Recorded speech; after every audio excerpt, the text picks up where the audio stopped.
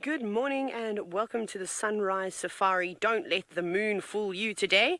It is on its way down and the sun is on its way up. It's a frosty morning here at Pridelands. My name is Taylor McCurdy and on camera with me today is Gert. And for the first 45 minutes of this drive, as we do every single day, it's going to be dedicated to all the kids around the world. So make sure you send your questions through to kidsquestions@wildearth.tv. And we'll have the usual culprits joining us on safari from various locations around South Africa. We're going to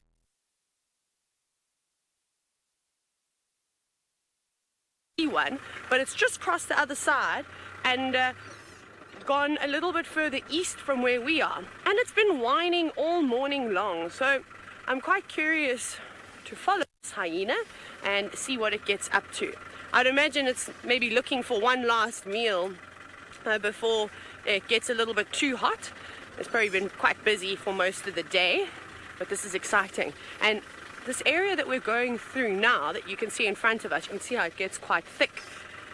Seen lots and lots of leopard tracks around here too. So I wonder if that hyena has been checking favorite spots of a leopard that lives around here to see if it hadn't maybe made a kill or if it could just steal any scraps from anything really. We shall see. We'll just sneak our way through here, lots of branches. The buffalo like to hang around here too, so I better drive nice and slowly so that we don't scare someone. See if there's any birds around. Normally there are. I'll just have a little listen because I'm fluttering every now and then, so I don't think the birds have quite woken up just yet. Have you got one? Gert said he has seen one, so he's on it. Ah, yes, I see a silhouette of something behind those leaves. You can hear. Oh, there we go. It's difficult to see. There's one going, there's a woodpecker. I'm trying to point to you, but I'm too short. Basically where you are, or has it flown now? Nah, the birds are not partaking in this, unfortunately. But there was a woodpecker, but it was a little bit on the difficult side to see. So we'll just keep going through here. We'll see what awaits us on the other side. Watch your head, Gert. Just with overhanging branches, whee, through the thick sand. Oh, it always gets me every single time. Okay, and then there's a dam just up ahead, so we'll stop over here and we'll have a look and see if anything has come down to the water's edge. I'm finding a nice spot. Lots of mist on the water today. What about... It's too thick there. We might have to go around. Okay. I'm going to show you the dam and...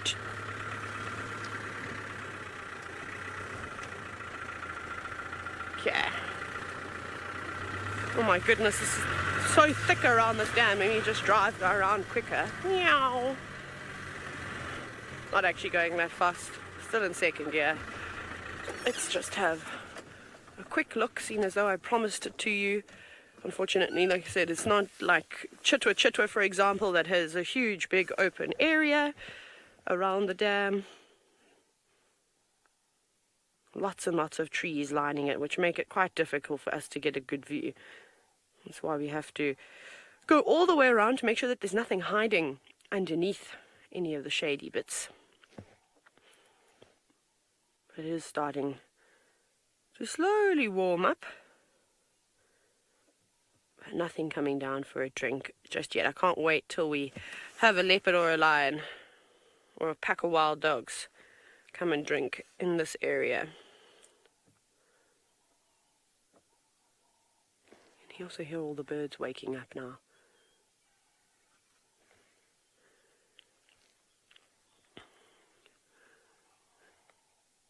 Wonderful. We're going to carry on and see if we can find that hyena. Off you go to Tswalu, who's also staring at the moon.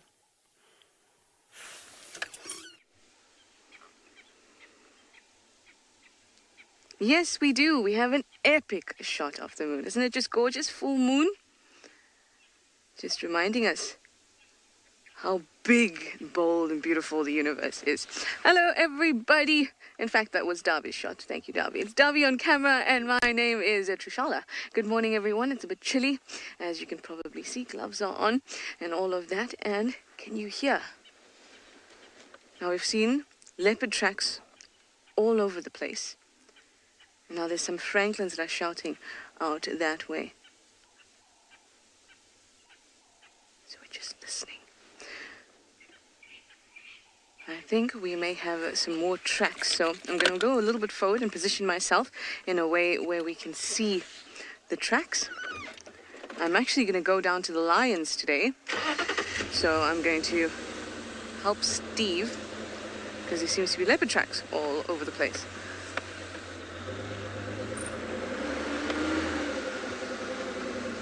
Now I see a male. This is, if you can see that one, Darby. A little further. There's also another one here.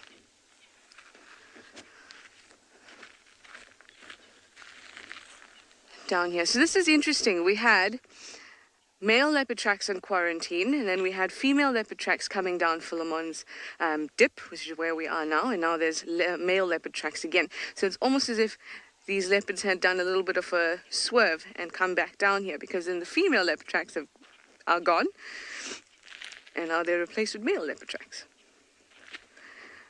All right, I'll just let Steve know, and then we'll make our way down to the lions.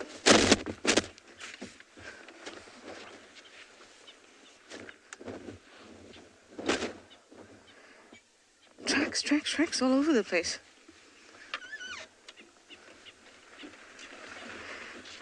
I quite like it. I know it's frustrating when there's tracks everywhere and you can't find the animal, but it also means that there's definitely animals around, or leopards rather, around, which is awesome. I'm just going to stop here. Rusty is extra squeaky today. Let's just hop off for a moment and have a look. So it's important to look for tracks at junctions, because that's where an animal will have to make a decision. And here's a junction with Ingwe Alley. And these tracks have moved past the junction.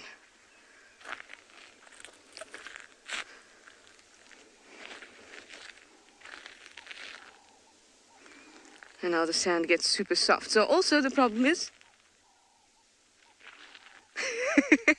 there's a francolin just jumping.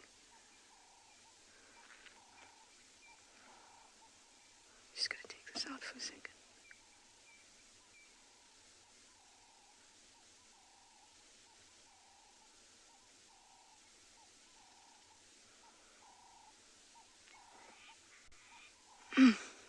I don't know if it's just being sensitive after coming back from leave along for those 3 weeks, but definitely gone past.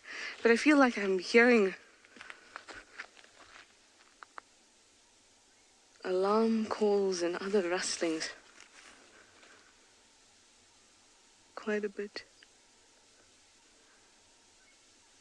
So what I was saying is that this road also takes us down to the hyena den.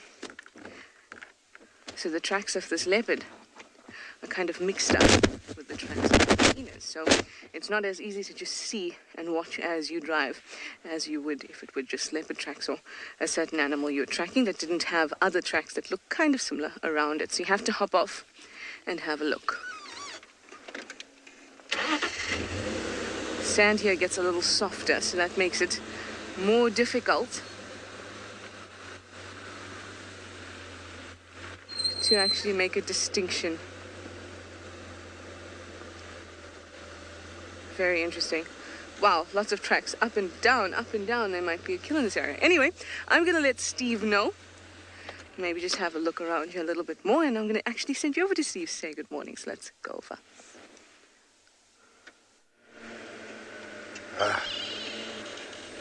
Good morning everybody. Welcome. Just got a bird to show you. Oh, there he goes into the beautiful morning. Lizard buzzard with something in his talons. Good morning, my name is Steve, joined by BK. It's cold, it's very cold. So what we're going to do, if you're okay with that, and I'm sure you all are, we're just going to stop for a moment and BK's going to show you a wonderful sky. Tell me, Beaks. Good. Wonderful sky developing there, coming from the east. Now there are some tracks around. I found some male leopard tracks just now, coming past our camp, and Trish said she picked up on some of them as well on quarantine. They headed that direction, and I haven't managed to find where they've come out, those male tracks, but I have found female leopard tracks. So I think Tlalamba's moving around. I think Tingana's come back. We haven't seen him around in some time. Either Tingana or one of those male leopards has come across from the mating pair, but I don't think they're going to have finished up the mating trio. I'm just going to keep quiet for a moment to let you enjoy this early morning.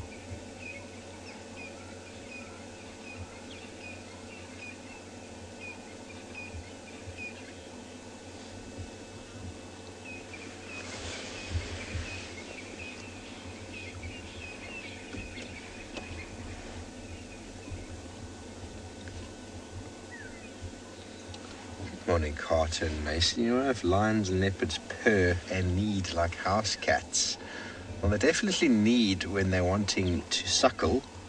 Leopards do have a sort of purring sound that they make when they are very excited, but I don't know if lions purr. I've never heard a lion purr. It's a good question, though. There's more of a growl, I suppose. But I've never actually heard either of them purr properly, but I've got a very strong feeling that leopards, when they're very excited, will have a bit of a purr that they do, but it's not the same as house cats. And the kneading is a way of stimulating milk production. When a young cat is looking for milk, it puts its paws on the belly of the mother and it pushes the belly, and that causes and assists in the milk. And that happens all the time when they do it to your leg or to the carpet. I think it's one of those instinctive things that they developed. It's also an element of sharpening of the claws, which both cats will do against a tree, pushing and pulling. Okay, well, we're going to move on from our sunrise and send you over to Taylor McCurdy at Pridelands with the buffalo.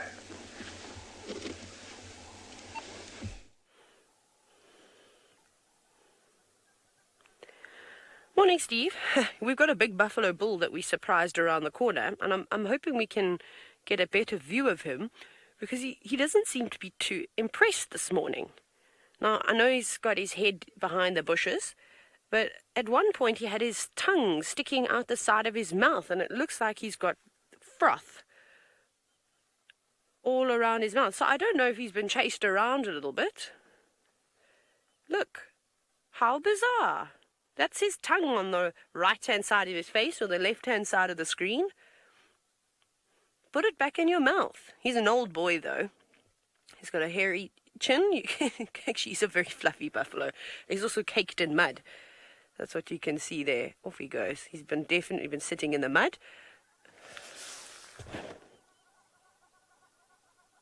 And not too impressed. So I don't know if there have been some lions that have been annoying him today, or maybe even wild dogs. There were some reports of wild dogs north of us in the property just on our boundary, so we're heading to the west to check around there to see if they've come through. He doesn't smell very nice either. He's quite stinky. It does look like he has got a little bit of hair loss going on in between all the patches of mud. But he's fat. He's so fat. So it's not necessarily that he's unhealthy, because that's the first thing that happens. We were chatting about it yesterday, is weight loss is a big sign that an animal is obviously unhealthy. But I think that this man has lived a very, very long life. Pull your tongue back in. I don't know why he can't do it.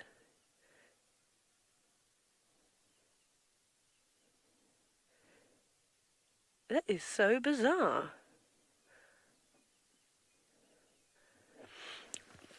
Now, young Tess, a buffalo would chase me, and Tess, I can't tell you how I have been chased by many buffalo before. They're not very nice buffalo bulls, these ones that we're looking at over here. They become very grumpy in their old age, and if you get too close to them, they feel like they need to show you how big and strong they are. So they're now living by themselves. Normally they would be living with a family, and then there's no problem. Then they don't care for you so much. But because they feel very vulnerable, they feel scared, and they feel like I'm on my own, I've got no one to protect me, I just have to act big and strong and angry and chase whatever threat is in front of me, even if we're not a threat. So they will chase you, so you have to be very, very careful. And the problem, Tess, with these buffalo is that they don't give very many warning signs. So if you have a dog and your dog is unhappy, or if it's scared, it will put its ears back, it will start growling, or it will start barking. So then okay, my dog is upset. Buffalo don't do that. They sort of put their heads up a little bit and stare at you, and then the next minute they just come charging at you. So excuse me. Excuse me, sorry. My dust allergies are out of this world. But yeah, I just think this is so strange. Like, that tongue doesn't look like it's a normal color either. Is it? It must be its tongue. And are you chewing it, buffalo? This is so strange. Kaylee, it may look like this buffalo is actually eating his own tongue, but that's not the case at all. Buffalo like to eat grass. It's their favorite food. However, they will eat some leaves as well. So as we go into winter, it's our dry season in this area in South Africa, and the grass dries up, and it's not very tasty anymore. It doesn't have lots of nutrients in like it does when it's green. So they will then sometimes eat leaves as well, but they prefer to eat grass. So what he's doing now is he's ruminating. That's a big word, but basically he's re-chewing his food for the second time to swallow it so that it can take out all the nutrients. So that's what's happening here. Okay, he can put his tongue in sometimes. I don't know why he does that. That's so interesting. I can't say that I've seen that before. Bizarre.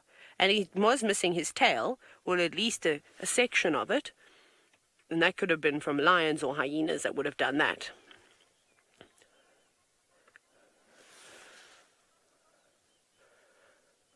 Jasmine, it is quite difficult to age buffalo, but one of the ways that you can do it is just by looking at their horns. And we were chatting a little bit about it yesterday. So, Jasmine, if you take a closer look at the buffalo's horns and you look at the tips of the horns, if they are nice and sharp, then you know that he's relatively young. But you can see that they are quite round now.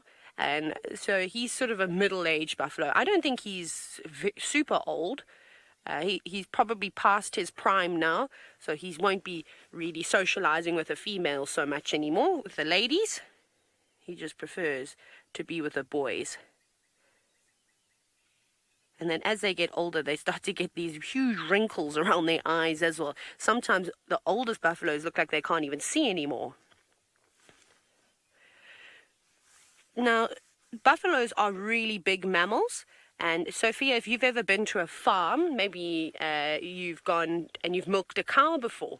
If you've stood next to a really big heifer, female cow, this buffalo that we're looking at is going to be much, much bigger than her. So these are like big grumpy cows though. So a big buffalo bull can weigh over 800 kilograms. That's really big. And he would maybe weigh somewhere between that. But sometimes if you go up into East Africa, if you go to Kenya or Tanzania, the buffaloes there get even bigger. They weigh even more. But there's so much food around for them to eat. So here they're slightly smaller, and that's all just got to do with the amount of food that they are able to eat. But it gets so dry here. And you'll see if you keep watching that in a month or two time, the grass is all going to disappear. It's going to be pretty much completely gone. And even the trees won't have leaves on them. There'll just be some of them. But he's disappearing now. I'm glad he settled down because he was very unhappy with us. But he's still keeping a close eye on us. I think what we're going to do is we're going to carry on west from here. It's starting to warm up nicely. I've been trying to listen out for any alarm calls and any signs that would indicate that there's maybe a predator around. Because I would like to find a leopard, a lion, or a pack of wild dogs. So we also picked up on a breeding herd of buffaloes tracks. Didn't look like a very big herd, but they were moving in this direction too. So we'll keep searching. But it seems as though Trisha's got the same idea this morning and she's got her ears pricked. Let's see if anything has come from the alarm call she heard.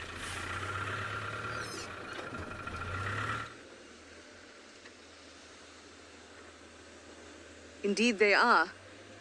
Perked up, very much so. Now, we think that maybe it could be the mating couple that we saw those stuff with the female and the male, constantly cross hands. And we look already think that some of those tracks look good.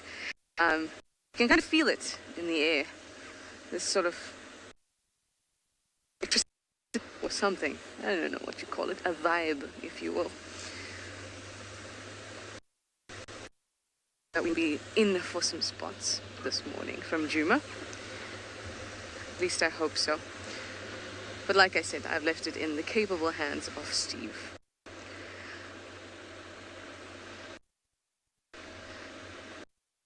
A little into this area down here. And Djuma is looking beautiful this morning. Sun is up, grass, mist, just stunning. Anyway, I'm going to send you over to those capable hands in the form of Steve, and he can tell you what's been going on with those leopard tracks.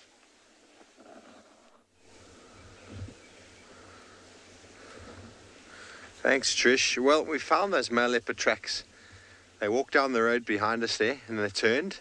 They came back up. They're quite fresh, but what you can see now, if you have a look at this track here, here's the back pad. Here are the toes. That's the one foot, there's the other foot. So this animal has come, walked along, and it's turned. You see, it's physically turned its foot. Now it's walked back to the drainage over there. So these are important tracking elements. When a leopard's walking straight or a lion's walking straight, you can see it. If I demonstrate with my shoe, I'm going to go this way, BK. Walk with my shoe. The track is pretty straight. But when I turn, you get this entire turning element on the track. And when an animal does that, something's got their attention and has caused them to turn.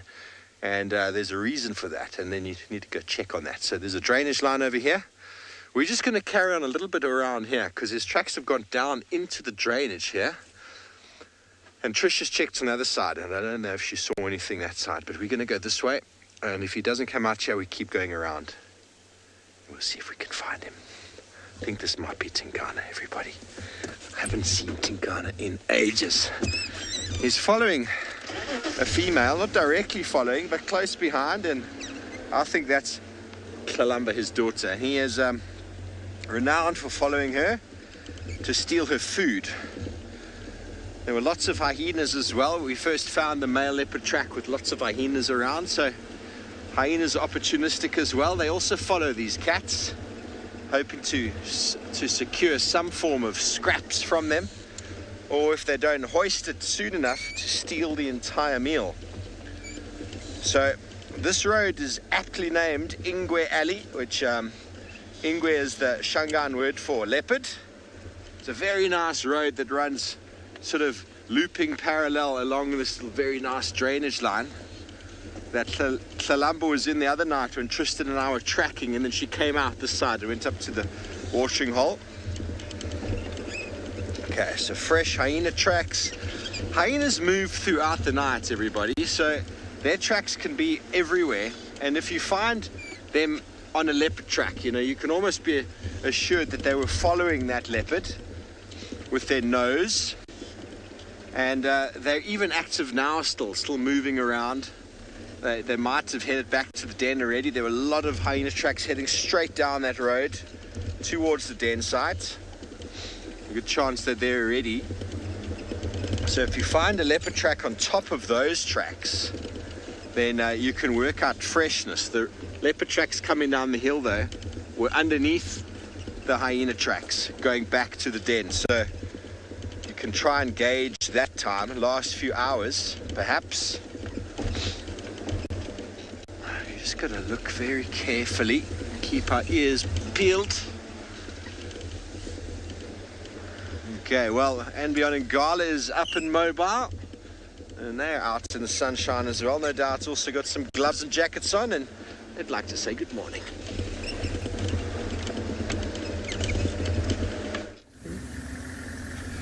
Good morning, everybody. Welcome back to andBeyond and Ngala. This morning you're with myself, Sean, and we've got the OD behind the camera there. We have had quite an exciting morning so far. Firstly, we woke up and the sun was indeed out, which is the first time in, well, about 3 or 4 days that we've had the sun up. So that's spectacular. And as you can see up ahead there, very, very misty. You can see that tree covered, shrouded in mist. Very, very misty everywhere we've been driving. But you know, excitement from the get-go as we left the lodge, which is actually just in front of us over here. We had what sounded like hyenas fighting. And so we obviously went to go and investigate, see what was happening. We saw one hyena only, heading, unfortunately, off of our eastern boundary. We also had tracks of a male lion coming sort of back into andBeyond and Ngala, but we couldn't follow him, unfortunately. So what we're doing is we are making our way towards where that female was yesterday with the 2 cubs. We want to do a bit of an investigation there, see if she's still there, if she's still eating. We had tracks of hyenas in that area. See, maybe she took the cubs and she left. Just go and see what's happening there, get a bit of an update.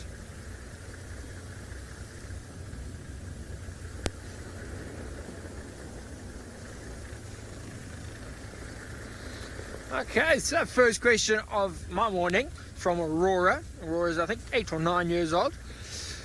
Aurora, yes. So she wanted to know, do we ever follow the tracks of animals and end up finding them? Aurora, yes we do. I'm not sure if you were watching yesterday afternoon, but Rowan went tracking, following those drag marks. And we followed it up the bank of the river, and then we found the lioness just up at the top. So Aurora, yes, we do it. If we track 10 times, if we follow the animal's footprints 10 times, we will find them maybe like 3 times, 4 times, maybe. So it's very, very hard. It's very hard, but we got about a 30% success rate, which sounds low, but I'm quite proud of it. Hopefully, when you guys all come and visit, you can try it out. It's good fun. Scary, but good fun. But I think it's going to be a good day. It's going to be a very good day. We've got a beautiful moon. You can't see it at the moment, but it's up there in the sky. We'll have a look now in the river. A beautiful moon, beautiful weather, lots of potential for this day. I'm hoping, fingers crossed, I got a feeling that we're going to find some wild dogs. I'm trying to be positive here. I got a feeling we're going to find some wild dogs. I think possibly the hyenas were fighting them. I'm hoping they've crossed that way. That's where Eric was investigating maybe 3 days ago, where you could smell the wild dogs and the tracks and everything were there. So we hopefully head in that direction and find something. But I promise to keep you all updated with whatever we do find. While we're searching though, I am going to send you across to Taylor in the Pridelands with an elephant.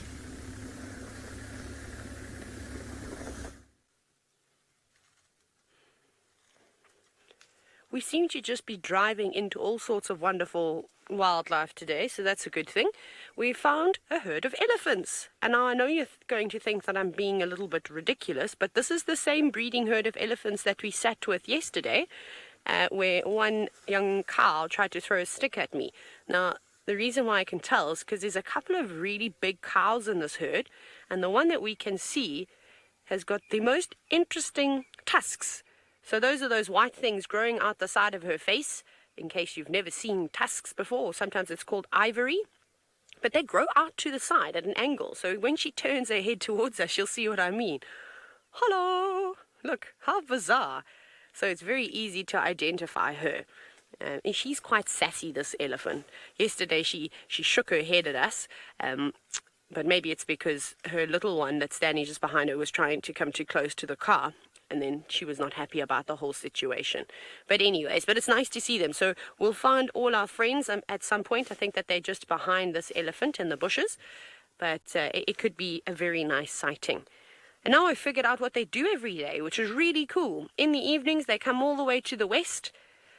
And then they feed through this area. And then they go down towards Leopard Dam, where we started this morning. And then they have a drink. And they eat in that drainage line and those open plains. And then they come back again, which I love. And I hope that they keep doing it, because this is fast becoming my favorite herd of elephants. I'm going to see that little one is struggling there, feeding on a bush willow of sorts, using its trunk quite nicely, stripping the leaves off of that branch.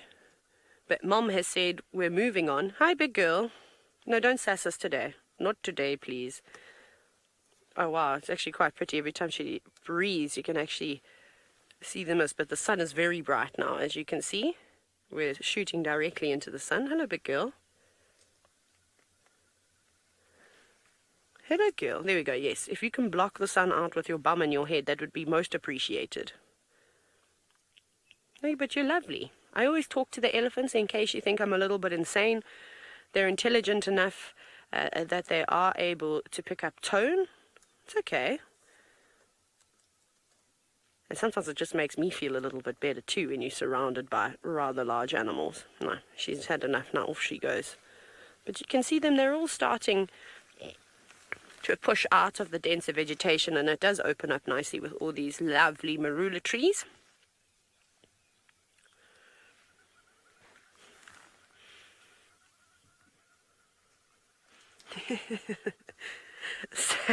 Zach, you've asked about why are elephants so fat if they only eat leaves. So they actually eat a little bit more than leaves. They eat fruit, they eat lots of grass, they even eat the bark off of trees. They'll dig for the roots, which we're going to start to see a lot of. You can see all the elephants are gathering in there. There must be something delicious. But their bodies just are able to, I suppose, take out all those nutrients in the plants. But elephants eat a lot of food, hey? Zach, goodness, an elephant needs to eat 5% of its body weight every single day. It might be a little bit less in the winter months because there's not as much vegetation around, and I don't think that they can browse or graze as quickly, especially when you spend 10 minutes trying to get to the roots of the tree. So I don't think they're eating quite that much. So we see them get a little bit thinner. But if you've ever watched Popeye, you know how important it is to eat your vegetables. So, Zach, if you want to be as big and strong as an elephant one day, you must make sure that you eat all your vegetables. Otherwise, you're going to be as small as a little duiker or a steenbok. And I'm sure you want to grow up to be big and strong.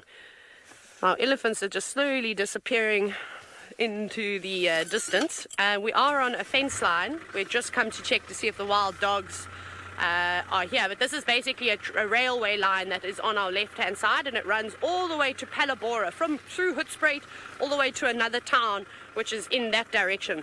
It's not that far, so I wanted to see, because wild dogs love to run down fence lines and things like that, I wanted to see if they came down this western part but there's no tracks just yet, which means that they're still up north. But I'm going to turn off a little bit here.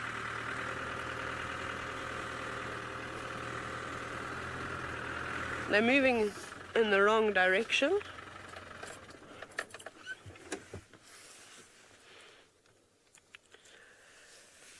Now, if you look at the ivory of the elephants, the tusks, you'll see that they're not very, very sharp. Well, there's that one over there on the right that has, okay, we can look at the one on the left. That's also not a problem.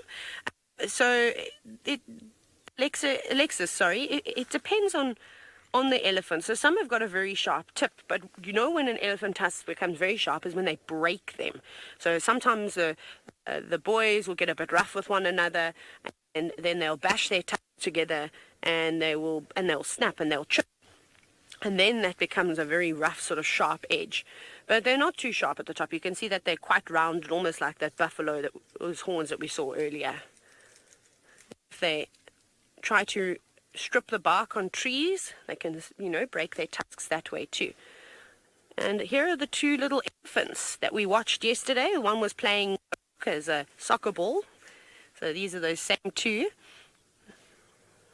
which is nice to see. Let's see if they're going to play with one another this morning. Not just yet, no, but they keep checking on each other, which is really I want to show you. I'm trying to find it though. She's also a really big cow, but she's got a huge tear in her ears, and that's the other one that I can identify. There's actually quite a few individuals in here that are easy to sort of tell the difference. All huddled away.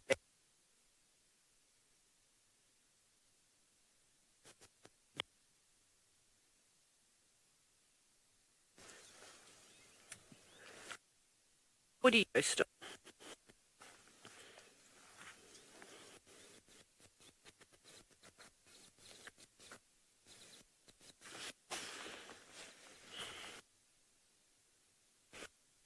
Hello?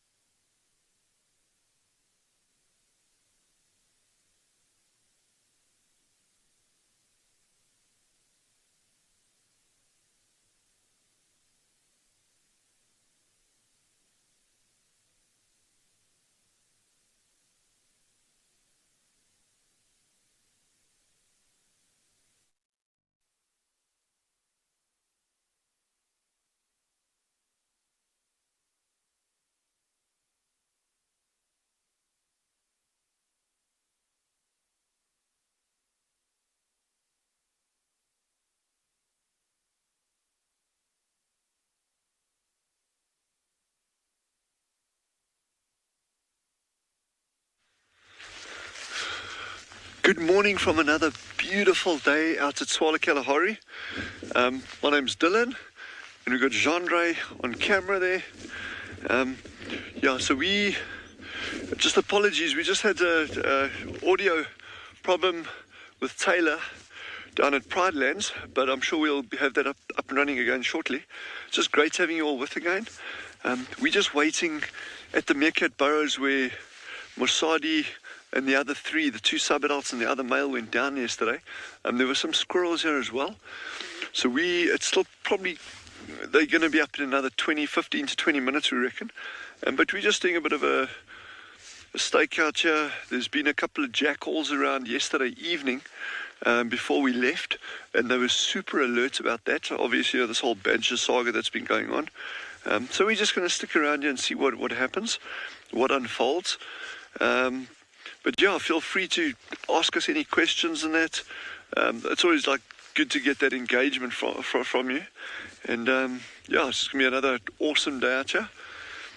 Another exciting, we don't know what we're going to find, but John and I, we are going to concentrate on these meerkats for a while. There you can see the whole burrow system now. Just out of interest, I'll bring my GPS later and we'll just do a surface area calculation and we'll count the number of burrows. It's always interesting just to get that kind of data. And then look, we're still waiting to see over the coming days if there's any sign of the remaining sub-adults or the missing sub-adults and the pups. We will keep our fingers crossed. Yeah, Jandra and I, we're not hugely optimistic. We think that Badger did work some Badger magic down there. But anyway, let's see what happens and not jump to conclusions. So these are the burrows here. This burrow here is the one that they went down in last night. But these ones are probably there's a number of these that are likely to be connected underground. So we're not sure where they will pop out. The squirrels went down these burrows over here, these two right on the end over here. So we'll just see what's going on here.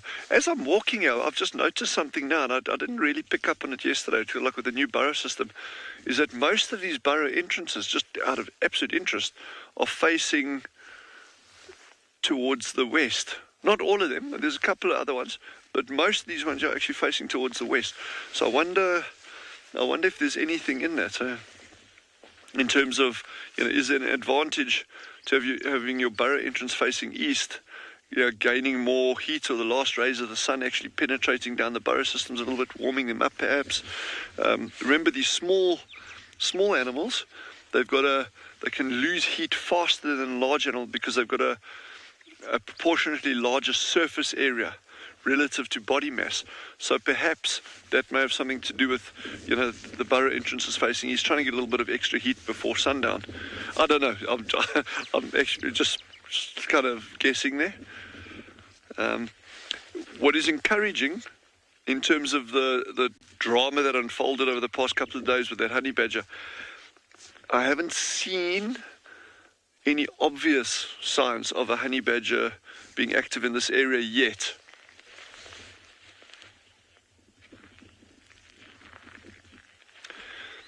So Ava, who is 7, has just asked how many meerkats live over here. Ava, at the moment at this burrow system, there are 4 that we know of. There's a big female who we call Mosadi, which means lady. Then we have one sub-adult, one male who is her alpha male, and then we've got 2 sub-adults, 2 slightly smaller ones, which would be her youngsters from her last litter. But there are 2 young ones now still missing and the little pup, so we're not sure. Then there is also a 5th meerkat that was trying to join up with this group yesterday after they moved in here, and he was sort of like walking around through the grass up on the edge of the vegetation, and it was very, very interesting behavior to see because the whole group had gone down, they'd gone to bed, gone to sleep, and then that little one started coming in from the western side, and he got to within about 8 or 9 yards of the burrows, and suddenly that alpha female bolted out the burrow and chased him down there, and then she came back, went down again, and he ran off. So we don't even know where he is. It may be that he's kind of snuck back during the course of the evening, but we don't know that for sure. So as we're standing here, as Jandra and I are standing here now, we think there's just 4 meerkats down here, and then a whole pile of squirrels. We don't know how many squirrels there are. I think there was 4 or 5. Jandra, it was something like that. I think 4 or 5 squirrels. So yes, it's going to be really interesting just to stick with these guys and just see what happens. There are other meerkat groups in the area. There's, the badger might even make an appearance.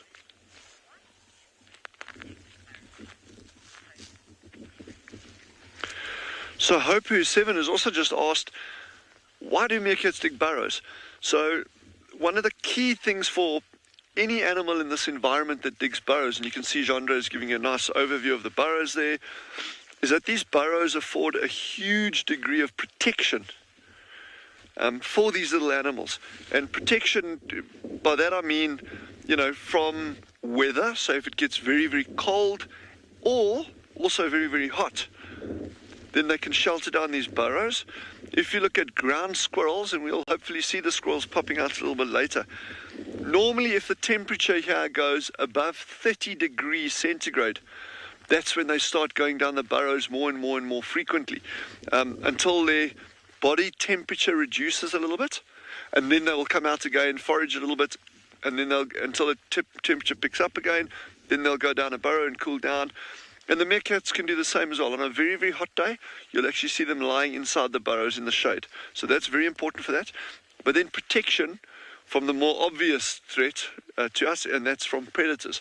So, you know, if an eagle comes flying over here trying to catch one, they can bolt down these burrows and they've got safety.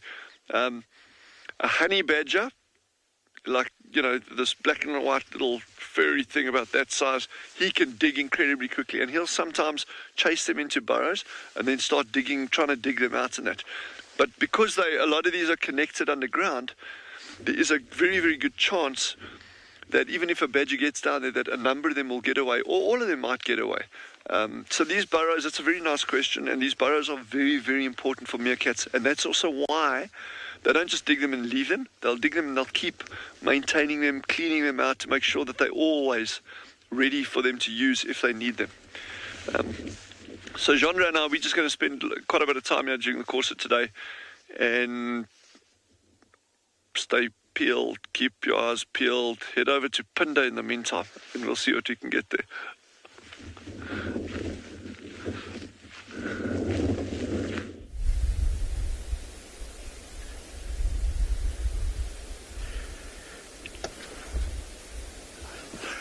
Good morning, everyone. This is Djuma from andBeyond Phinda Private Game Reserve. Here we got very, very, very, very rare sighting of a black rhino right here. We're trying to see if we can follow him. He's a little bit nervous. We're trying to look around to see if he, Marcel is behind the camera. He's going to show you guys.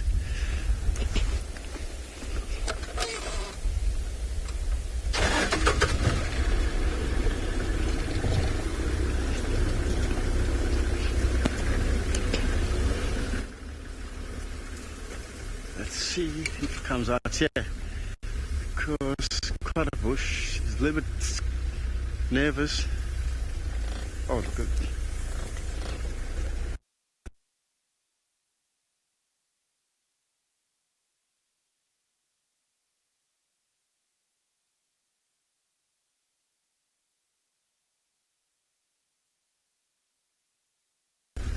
quite thick here. He might be come out.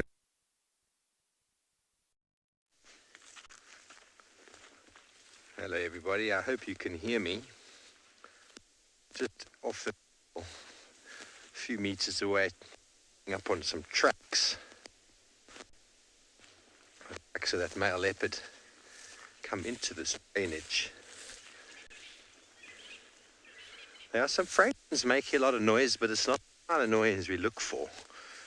When you listen for a franklin alarm call, I don't know if you can hear that behind me. That's more of a it's not really, it's an alarm call that they do if we disturb them. They fly away. When they see a leopard, they make this like grrr. I can't do it very well, but when you hear that, there's a cat. We've got the male leopard tracks here. This is the same drainage line we had them going in before, but these ones now are going back. So I've almost got you can't really see it, it's a bit too close to the car, but this is the drainage. On the other side there we had them. The male went in. I haven't gone further here to see where he came out, but it's possible he came out here somewhere, has gone back again. And I have a feeling that Columba's nearby and has made a kill, and he's trying to find her. So it's very possible it's in this block. Onto the right, this drainage line with Ingwe Alley. We just drive very slowly along. Now, Tingana is also regarded as, if it is Tingana, I'm only getting, but by the tracks here. Could be Mawati that's come back. If that's the case, he might have relaxed a bit after his mating session, but he's still got at least another day and a half minimum scheduled for mating with Shadulu, unless Hukumuri has decided to chase him away. Okay, so here are the male leopard tracks again with hyenas. It's not easy to see.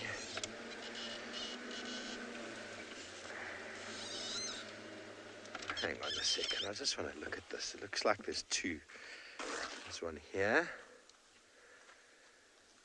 There's lots of hyena here. Another leopard there. It looks like there might be two male leopards. Let's just see how they walked along this piece here.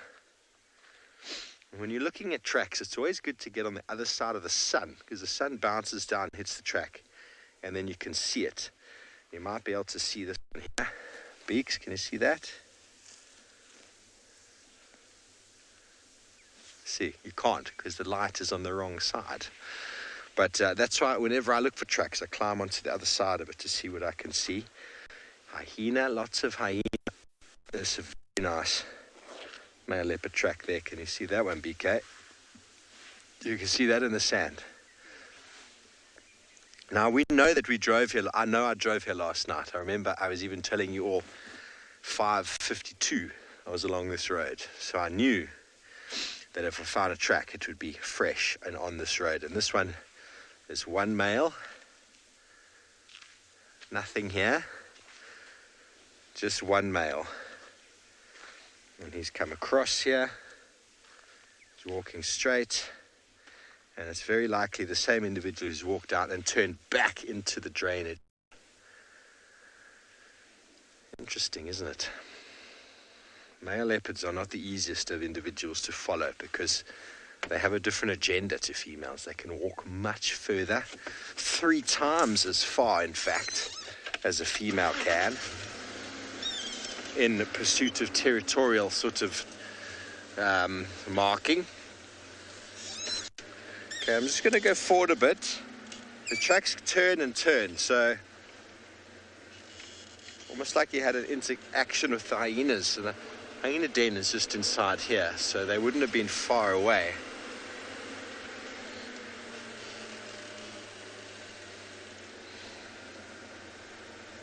Hello, Alexis. 5 years old. Do you want to know why leopards have rosettes and cheetahs have spots? Now, I'm just going to position this for you so you can actually see what I'm talking about with regards to shadow and the track. You see them there, BK?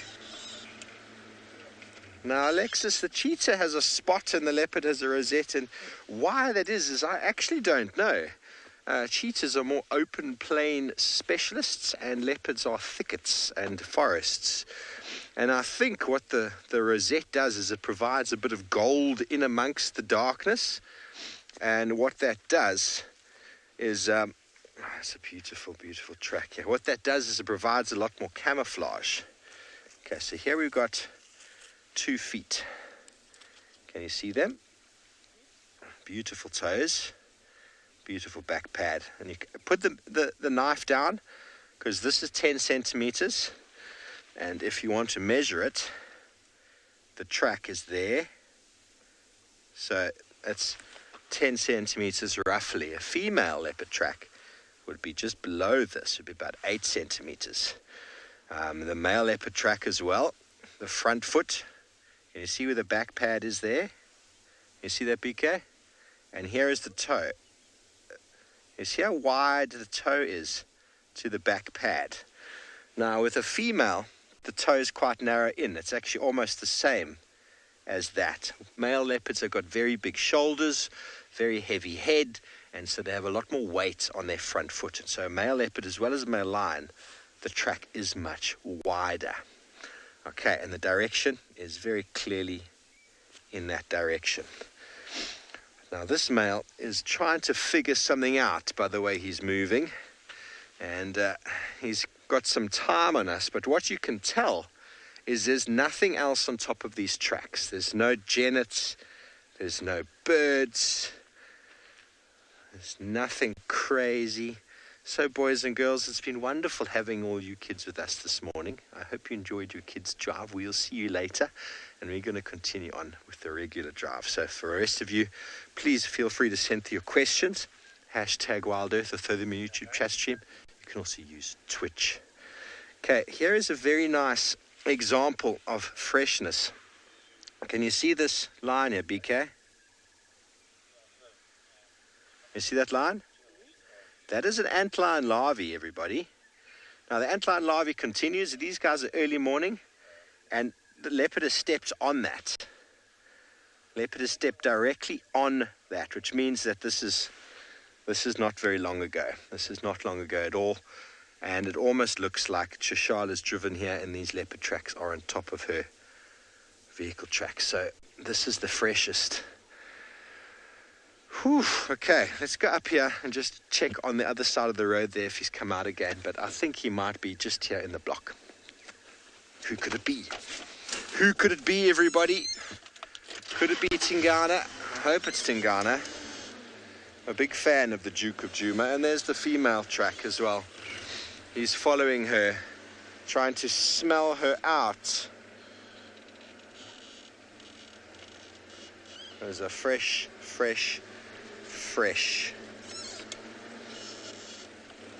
Okay, yeah, there you can just see where Tswalu's clipped it. So this was definitely from just before we got here.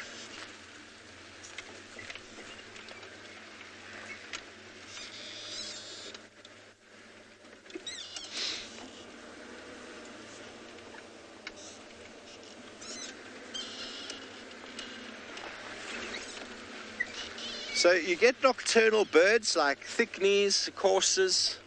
You get animals like scrub hares, genets, civets. They're normally active quite late in the evening. So if you find the leopard track and then any of those individuals on it, including a hippo, then that was late at night. But if it's early morning, you'll find the leopard track on top of those ones. And then if it's even earlier, you'll find the leopard track with dove tracks.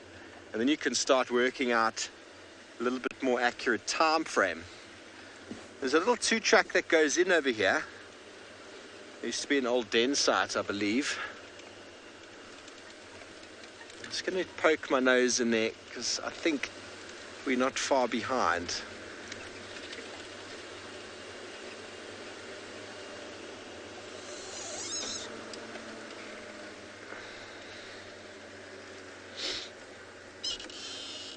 Okay, very good. Well, we're going to send you over to Sean, who's also got a few tracks to show you.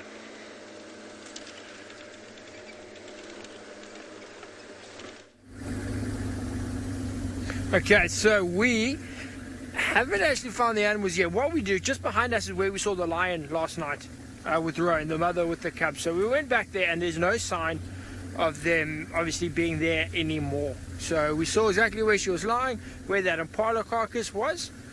But now there's nothing. There's no impala carcass. The lions are gone. We heard some impala's alarm calling just further up here. So we heading straight in that direction. We just want to have a look around as we're going. Because as we said, it's a cold morning. And I think there's a good chance that she may have taken... Yeah, Sean, there's a lot of alarm calling time. We have to speed up. She has taken her cubs and just moved them to a different spot. We just want to see where that is. Now the alarm calling that we were listening to is now getting a lot worse, which is actually better for us. And just find my way out of here. There we go. So it sounds like they have seen something, which could very well be the lion we are looking for. Now it sounds like it's coming from what we refer to as the Ngala tree, which is an Ngala tree. But if you remember, what have we seen there recently? We have seen the Ngala female with her cub. I think Nikki had her. And you see, this is the kind of thing. You look in one place, the last place, You look for tracks, you look for signs, you listen out. It sounds like these impalas have seen something. Okay, so we're trying to get there. It's not too far from here. The tree's actually just over there. But we obviously got to stick to the road until we get to the track. But this is the exciting part, you know. It's the thrill of the chase. There might not be anything there, but just the fact that there might be. It's the driving a bit faster. It's the potential for what could be. Now, we don't just, you know, drive off the road for fun. It obviously is not good for the environment. You want to be as environmentally conscious and conservative as possible. But a situation like this, where we have a established track that we have been using, and there is alarm calls, you have tracks of predators heading in that direction in this area, you know, you are then allowed to head off here. You know, we'll stay on the track, we're not going to drive around.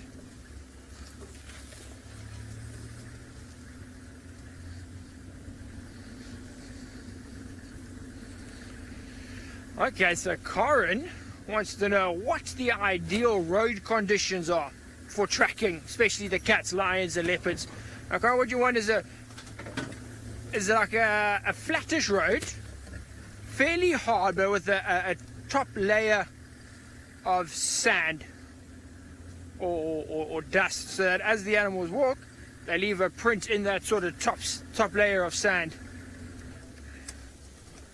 So we're just going to listen here quickly.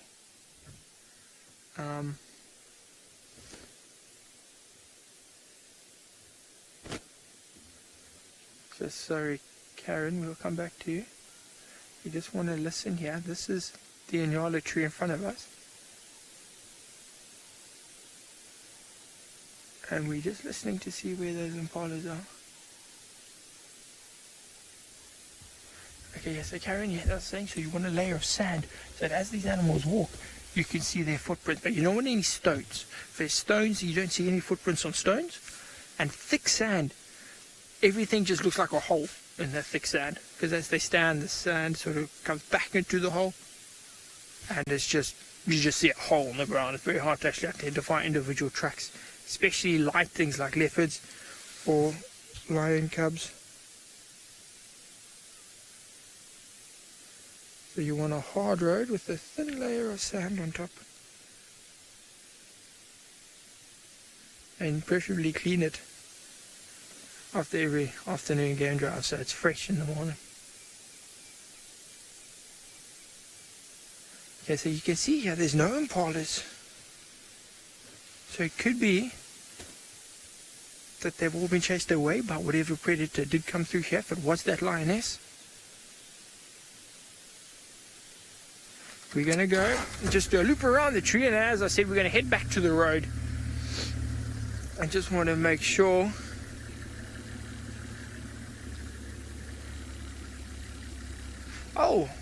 okay, so while we carry on looking here, just seeing what's in the area, we're going to send you across to Tswalu Kalahari, where it sounds like they have the meerkats.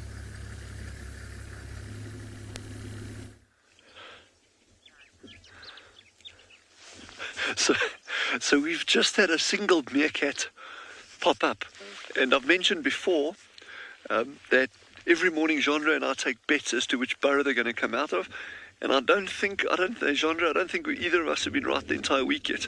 In fact, the past 2 weeks we haven't been right yet, so we have limited options. Anyway, so Genre said a burrow here, kind of in this area. I said one, and this one popped out of a completely different burrow. But where it gets interesting is that we don't even know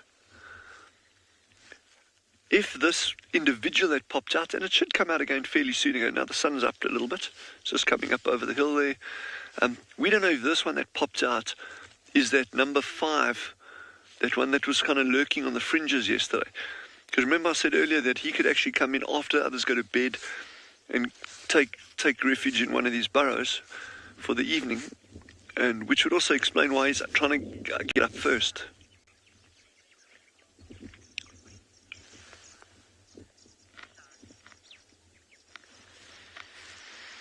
Charlotte, if I heard your question correctly about where do meerkats find water, I think that's what the question was, is, okay, meerkats don't need to drink. I'm not saying that they won't drink, it's just in 15 years on Tswalu Kalahari, I've yet to see a meerkat actually going up to a pool of water and drinking water. They get pretty much all of the moisture that they need from what they're eating. And because they're eating nice succulent juicy things like worms and geckos and scorpions and things like that, they're actually getting probably quite a high percentage of water into their diet anyway. So, but yeah, like I said, it's not to say that they won't drink. I just haven't seen it. Doesn't mean that they don't.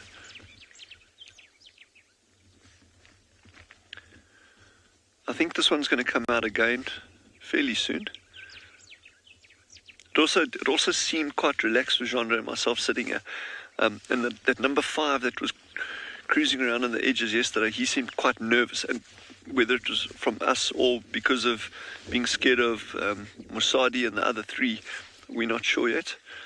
Like I say, we're still trying to figure out what's actually going on here with the dynamic with these animals.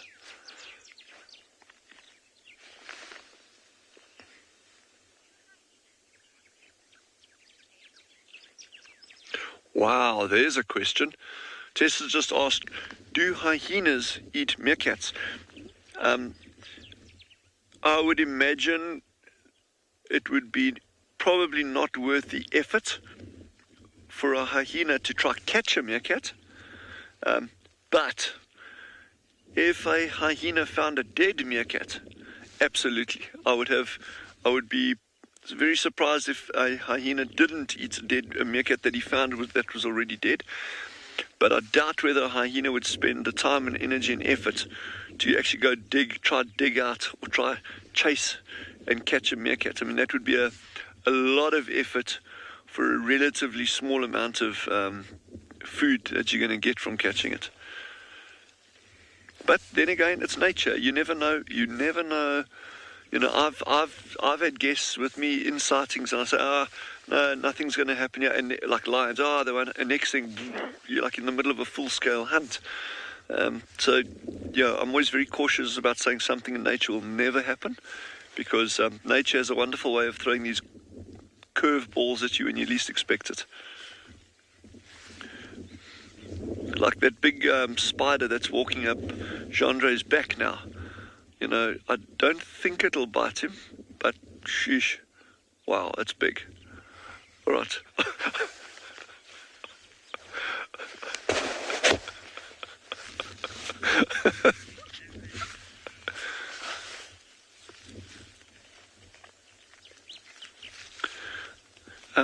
Head over to Steve, who's trying to find out what's inside a thicket. So I hope he has some luck there.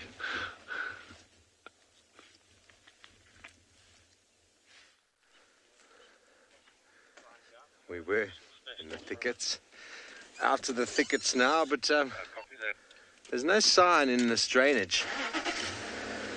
It's going to go a little bit further afield. Do another big loop around where those last tracks were.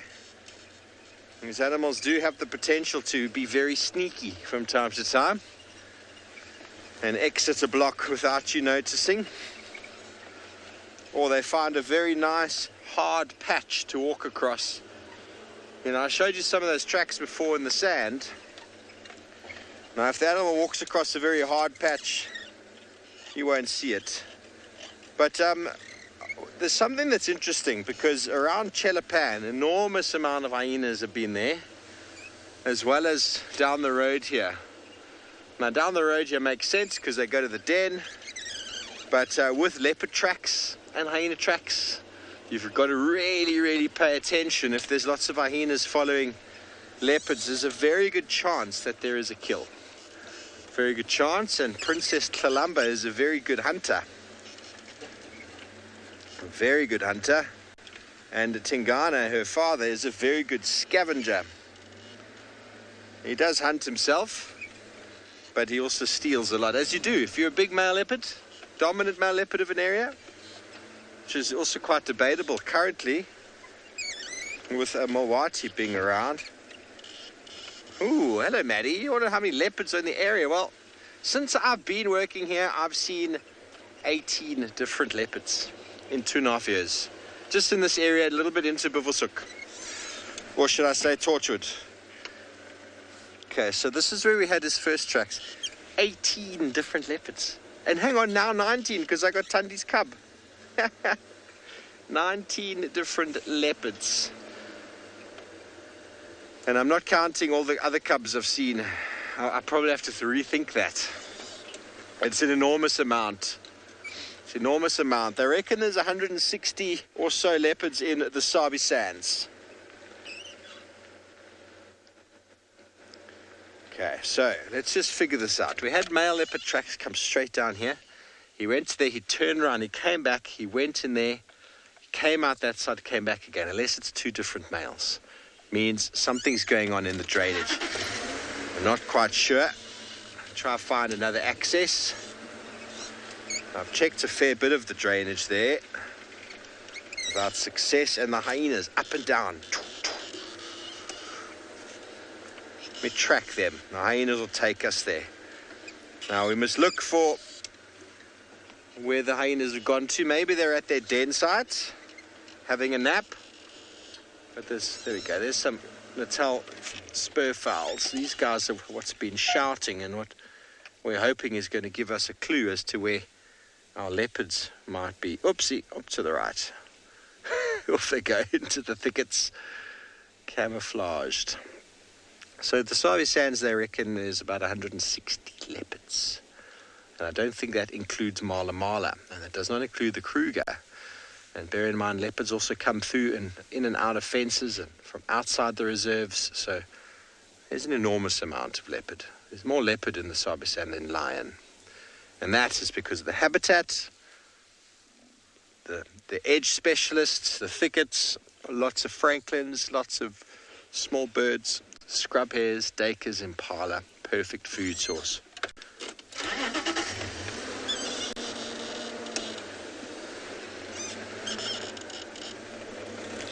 Rivka, you want to know if some animals have to become extinct for others to evolve? I don't think there's such a term as has to, but in the natural scheme of things, animals will become extinct naturally as habitat changes.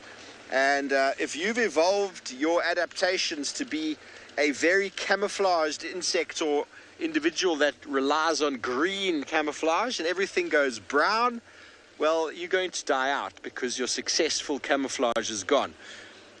There's been an enormous change due to habitat loss because of human interventions with regards to agriculture. Agriculture has fragmented and removed an enormous amount of habitats, and that is what leads to extinction. Habitats combined with pollution, combined with sedimentation of estuaries and things like that, and destruction of coral. All of these areas are habitats, and removal of habitats removes diversity and can lead to extinction. What happened with the cheetah is there was some event that happened about 4,000 or 10,000 years ago, I forget the number, that forced the cheetah into what we call a bottleneck. Now, do you know what a bottleneck is? Here's a bottle. Now, imagine the coffee that's inside here is mixed up with 1,000 different types of grains, right?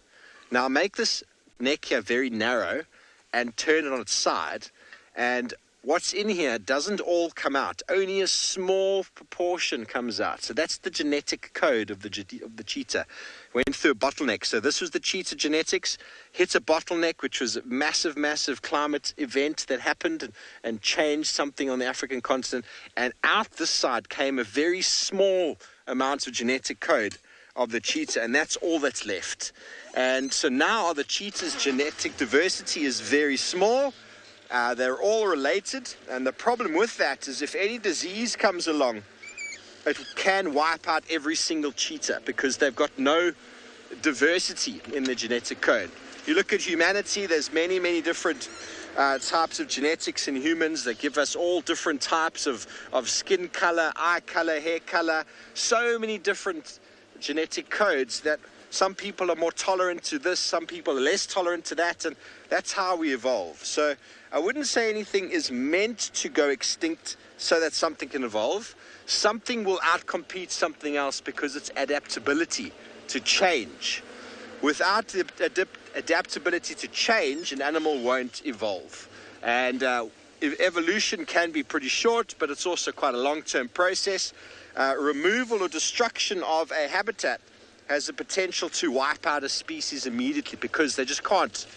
You know, so you're a fish that lives in an estuary that's got no sediment, and you're used to hunting with your eyes. Now suddenly all the estuaries are sedimented up because of bad agriculture. The fish that don't use eyes to hunt do very well. Those who need eyes just can't see, and then they struggle. Okay, so the entire clan of hyenas is mobile back to the den. Just going to check what else has happened. I hope that answers your question. Yes? Please feel free to ask me. I can elaborate more. It's something I can talk about for a long time. It's all about adaptability. There's a type of moth called the salt and pepper moth. And they're called salt and pepper because you get black ones and you get white ones.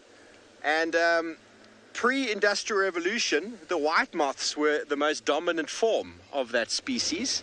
And after the coal revolution, guess which one became more common?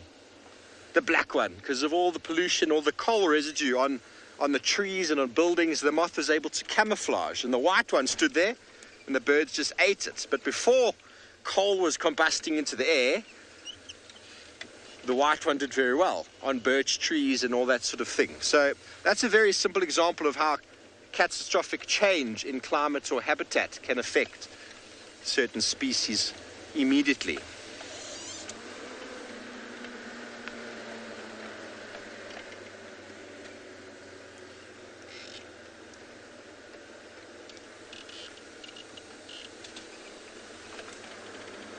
Piers, crossbred dogs and cats, the issue with them is their genetic code is very limited. You might look at a Chihuahua and think it's completely different to your friend's Alsatian, but to have gotten that dog, here's an impala close to the den site, to have gotten that dog to where it is, it's not just crossbred. People have gone and taken, imagine, all dogs used to be a wolf. Now, people have gone and taken runts of the litter, dogs that had a floppy ear, dogs that had a smaller foot, dogs that had a funnier face or a shorter nose, and they've actively bred those animals and bred them and rebred them. So the inbreeding that's happened in those species is enormous, and the genetic variation is very, very limited. There's no genetic variation, or very little genetic variation. Whereas out here in the impala, there are so many impala in the Kruger, but the genetic code amongst them is very, very strong. If a disease came through, it probably wouldn't affect many of them. It would affect some, but wouldn't affect too many. But if, for example, some canine distemper or some dog-related disease hit a city where there's lots of dogs, well, all those dogs would probably get wiped out because they don't have the ability to sort of evolve past that because they're all so closely related. And that's what's happened to the cheetah, except the cheetah did it naturally. Dogs, on the other hand, have been manipulated by man over a very long time to get a Chihuahua that somehow, once upon a time, traces its lineage to a dog, to a wolf. Okay, well, I'm just going to go check the den site, yeah?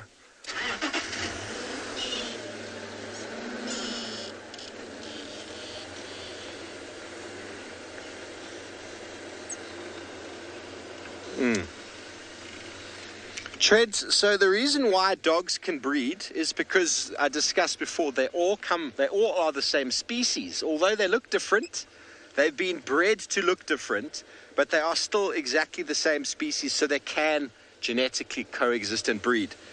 So it's not called a hybrid. But when you get certain animals, you want to know if an impala can breed with a sable. That's not been known to happen. But blesbok can breed with bontebok, because they're very similar. Bushbuck and Ngala have been known to hybridize. Black rhino and white rhino have been known to hybridize. Some of these animals can breed and produce offspring, that can still breed, and some can breed offspring that will not be able to breed, like a donkey, for example. Or there's mixtures out there that have connectivity, and they're allowed to genetically breed, but nature's also come and said, oh, hang on. You guys, if you bred more, there would be something really strange that comes out of it. But these natural crossbreedings of white rhino, black rhino, bushbuck, nyala don't happen in wide open natural conditions like the Kruger Park, for example. But if you put these animals into a small area, a highly intensively managed area, the nyala would automatically think that the bushbuck is his girlfriend, and he would crossbreed with her. But in natural circumstances where they live wildly, one will outcompete another. They won't actually crossbreed. Does that make sense? So sable doesn't work, but there is a list of many mammal and antelope species that are capable of crossbreeding, but they are very similarly connected. Impalas are actually very unique on their own. They're all on their own on the left there, or on the right of the family tree. So they're very different from many of the other antelope that seemingly look quite similar. Make sense? It's like a code or like a key in a lock. If the key fits the lock, it will work. If it doesn't fit, it doesn't work. And that is exactly what goes on with genetics and breeding. Okay, very good. Well, enough of my genetic conversations. Let's send you over to Tswalu Kalahari, I'm guessing, because they've got some meerkats.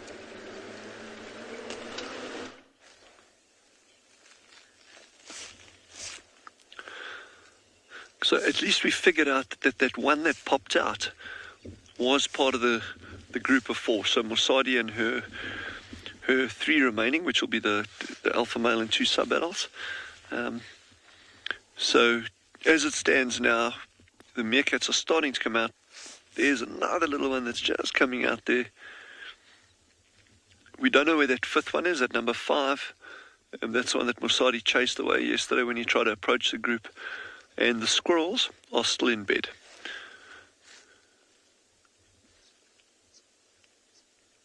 Doing a lot of burrow maintenance now, a lot of dust kicking up there. But it's a beautiful burrow system, this. I mean, it's very little trampling. In other words, there's been very little movement of large game over this area, which is good. So a lot of these burrows are still in very good condition. And it's nice firm ground, it seems. So I think there's very small chance of any of these burrows breaking or collapsing in.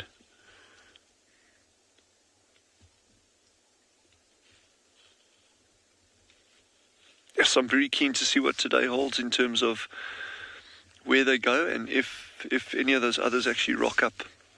And also, I'm very curious to see if she allows that number 5, that last one, to actually join up with her group, because that's quite a possibility.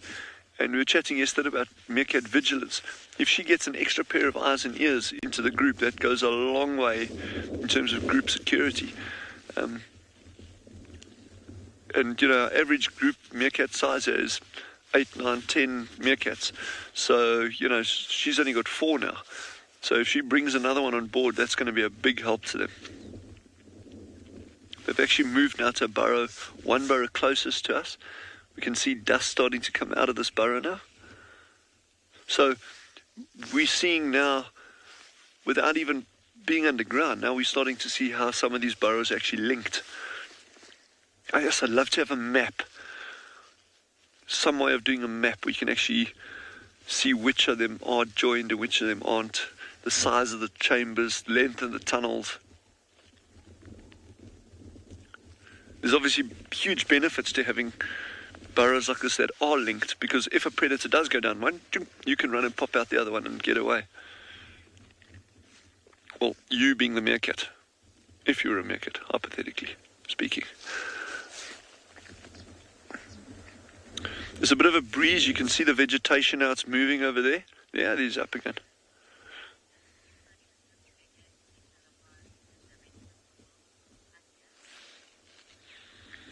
And yeah, was the question, why does the sun look bigger? I think, if I heard you.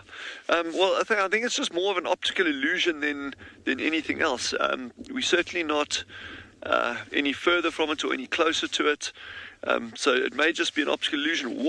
But where that question becomes really interesting is if you see photographs of the moon, and you know, you may see a lot of stuff on social media, you know, around full moon time with moon rises and that kind of stuff.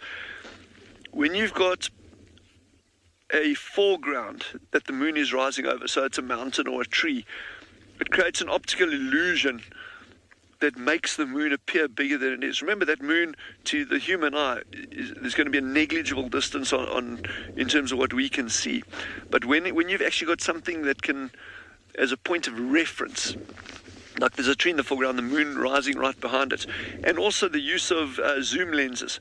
So this amazing piece of equipment that Genre has got here, or you know, someone taking a photograph with a long zoom lens, they really zoom in. So images that you see on camera don't necessarily reflect what the human eye is actually seeing. So very often it's just kind of an optical illusion in terms of the equipment that's being used to show the images, rather than the sun actually being larger or the moon being larger than it really is. And that's my non-technical explanation. Chandre's like shaking his head, just like, what on earth have you just said?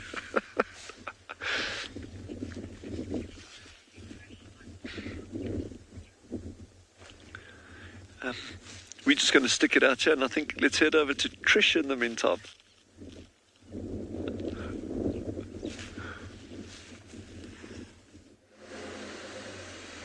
It is Trish from quarantine. I'm going to stop here.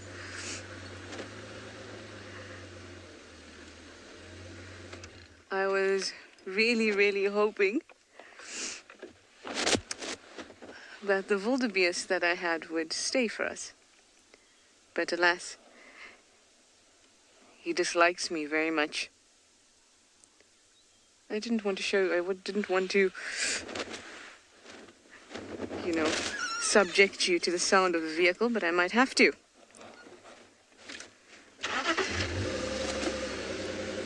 Now I had to leave the lions, but hopefully Steve will be able to catch up with them if he doesn't manage to find the leopards that he's been tracking. And there's been tracks all around, which is quite nice. Let's see if we can find you one.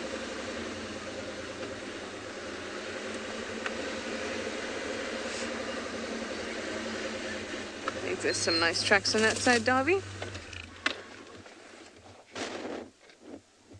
I see some. Let me just hop off quick.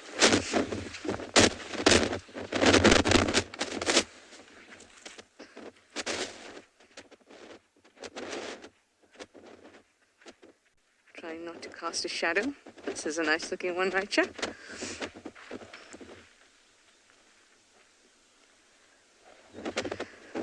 So leopard tracks are abound. Males, females, etc. all over the place. It's trying so difficult to get back into the vehicle without casting a shadow onto this track. Wait, I'm going to duck besides the vehicle like a leopard does.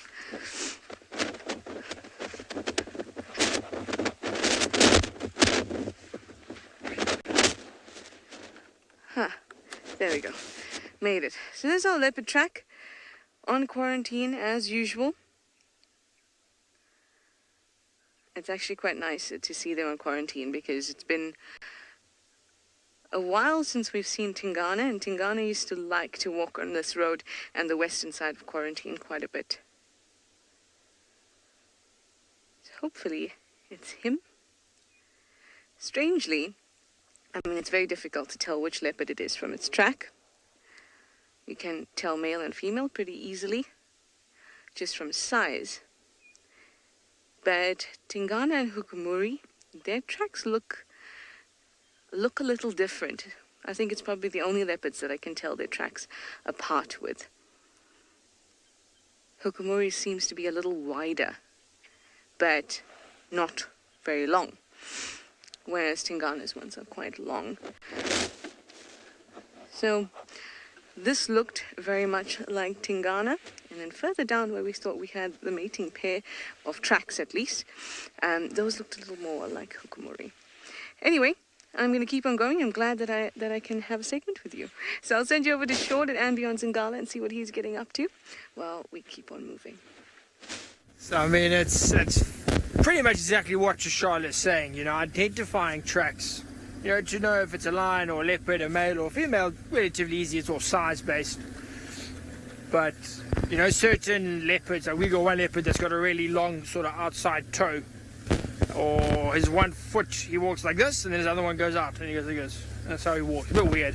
But like those sort of identifying features will help you know what animal it is. Like for us now, we're tracking this lioness with the cubs.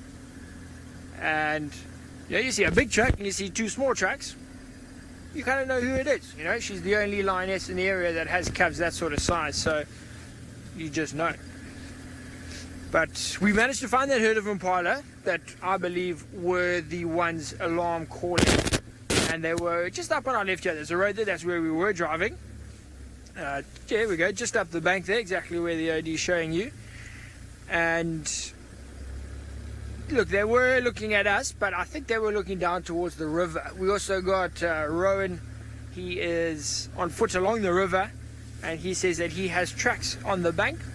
And tracks are heading sort of down and along here. So we are driving in the river. This is where we're looking to see what exactly it is. Now he's got tracks of that lioness.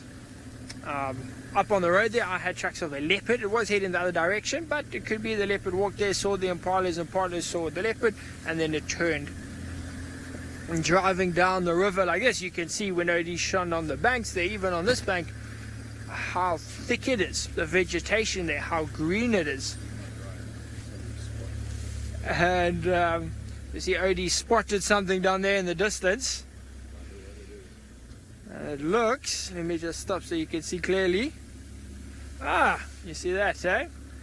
So that is, oh, it's calling it the lesser spotted. So that is Rowan, that is the tracks. I think it's the highlight of our morning, was finding Rowan. But disappointed, you know, he's still alive. Would have been cool if we had like a carcass or something feeding, but you know, we'll settle for him. But I was saying, you know, down along the river like this, it's a great place for lion, leopard, buffalo, elephant, all the dangerous ones, you know. So it's fantastic for us, lots of potential down here in and around the riverbed. But it's a good sign to have him here.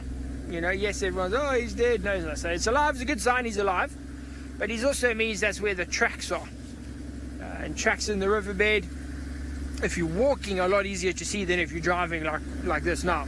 You know, because I got to look in front of the car before we drive over them and things like that. So it's a bit of a challenge when you're in the car. But out the car like that, river's not a bad place. I think Karen, we were chatting about, you know, road surfaces and what's best to look for tracks. The river, I find, is a bit of a challenge, as I was saying. The sand's too thick. And let's see if OD can shine or spot. You see, I mean, look, we don't even need a track. You can just actually look. So all of these little sort of shadows, all of these dents, these are all tracks. You know, this is a giant elephant track here. This big one, that's quite clear. I mean, it's a massive elephant. It's pretty easy to see. But then you get a small track like this that looks like it might have been a buffalo, actually. A track like this over here, but then where this one, you see, in the river, it's very hard to tell. Is it a paw print, or is it impalas walking and their two little hooves, you know, go like this? You know, there's a whole herd of them, and one stands there, one stands there, and it starts to look like toes, especially in the sand. But what you ideally want is to always face the sun. So I came this side and we're looking that way, because then you can see a bit of shadows, a bit of contrast, and it's much easier to see tracks this way. But from the car, it's very hard. That's why we got trackers. We got Rowan on foot and Eric and Nikki and them also looking around, trying to give us a hand. Every bit helps, especially trying to find these animals. They move around a lot. Especially at night. Like last night, it was perfect. There were clouds. It was cold, misty. It's perfect hunting conditions for leopards, for lions. You know, now early morning, nice and cold, still very misty, so good for things like cheetahs, good for wild dogs. Might have been a bit cold for them, but if an opportunity is there, these animals will take it. And so what we're going to do though is loop around here. There's another road. As I said, we drove that side already, so we're going to loop around onto that side and drive around there, see if we can find any more tracks.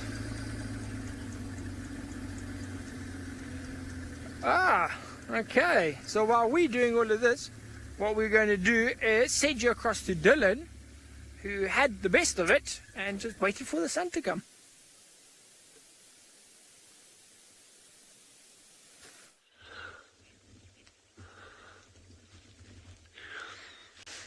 So interesting that number 5 Meerkat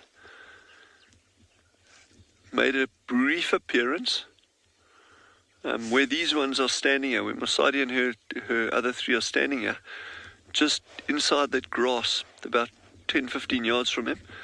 You can actually see he can see him in the distance foraging in through that grass. The Meerkat on the far left of the frame, straight through that, in that grass, you'll just occasionally see a bit of a movement.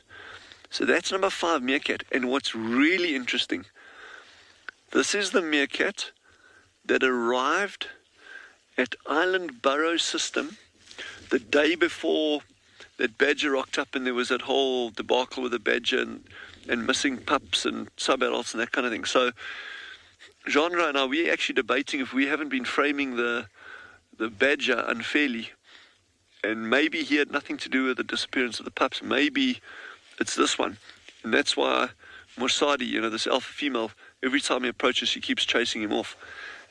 But again, yeah, that's pure speculation. We've got nothing to go on. I would imagine the badger is a far greater threat than this lone meerkat, but we don't know yet. He's obviously trying to join this group, and he'll slowly, every day, he'll slowly come a little bit closer, and like he's doing now, foraging close to them. He's got the advantage of them being able to give alarm calls if they see danger, and of course he'll also give alarm calls if he sees a predator, which benefits him as well. So slowly he's going to try like worm his way into this group by, you know, performing roles that these meerkats are already doing in terms of foraging and you know, watching out for any kind of threat in that. So it'll be very, very interesting to watch this space as it goes forward.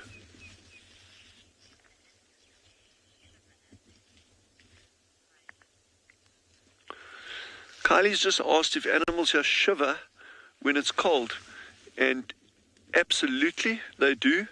A lot of animals shiver, and shivering is actually a form of generating body heat at very, very cold temperatures. So when you shiver or an animal shivers, your body's actually responding to very low temperatures and trying to generate heat by itself. So yeah, animals out here definitely do shiver if it gets very, very cold.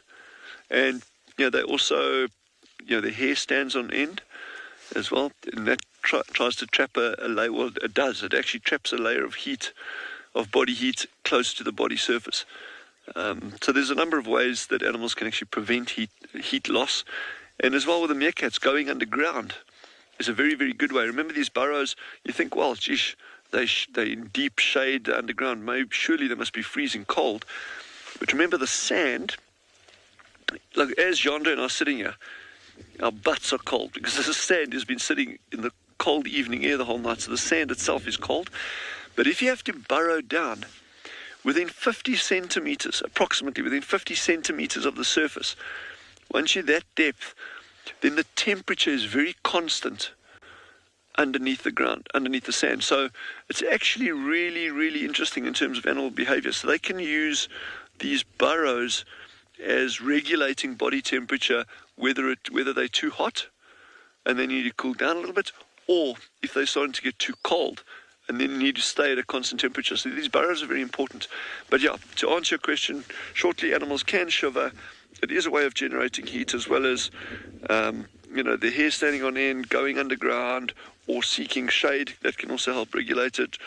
Also, the way they orientate their body. A lot of antelope, if they get cold, we see it at Tswalu frequently with, we've got a really interesting species of zebra here called the mountain zebra. If we're very, very lucky, we might see one up on the hills. They will often stand early in the mornings or in cold winter afternoons. If the wind's blowing, they'll actually stand with their body side on to the sun to actually try get a little bit of extra temperature there. So yeah, it's really interesting how animals behave according to temperature. And because remember, temperature is related to energy. So if an animal's getting very cold, they can lose energy very, very quickly. And if they get too hot, they can overheat.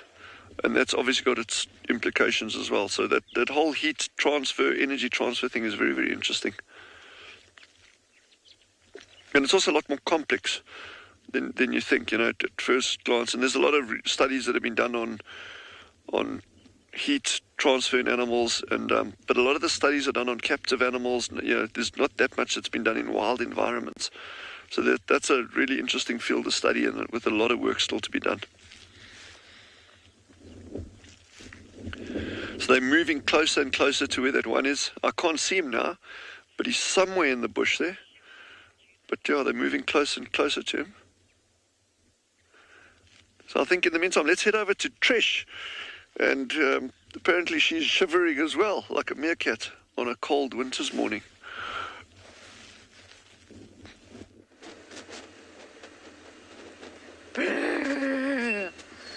Actually, it's starting to warm up just a little bit. I know in the Kalahari it's probably still very cold. I'm sure Dylan is shivering. There's really cool conversations that you're having there. It's really nice to talk about these things. The things that we do very frequently, shivering, yawning, hiccuping, these natural things. And they just become part of life. But it's nice that Dylan could share with you why those things happen. Very nice indeed. So we are going to try our luck at the lions again, especially since we really want to see them. Because Melanie Greenwood from Tasmania, hi Mel, how are you? You have dedicated this drive to the WildEarth team and all those that support us, including Graham, Emily, Peter, as well as Yuri and Pippa Moolman. Thank you very, very much. We hope that the drive will be spectacular and that I'll have signal in order to show you the lions.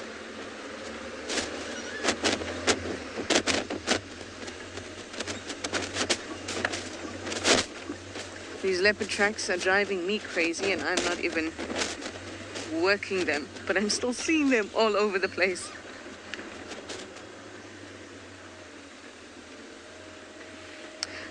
Melinda, you'd like to know if the Inkahumas are still in Djuma? Did I hear that one correctly? Yep. They are on Little Gowrie.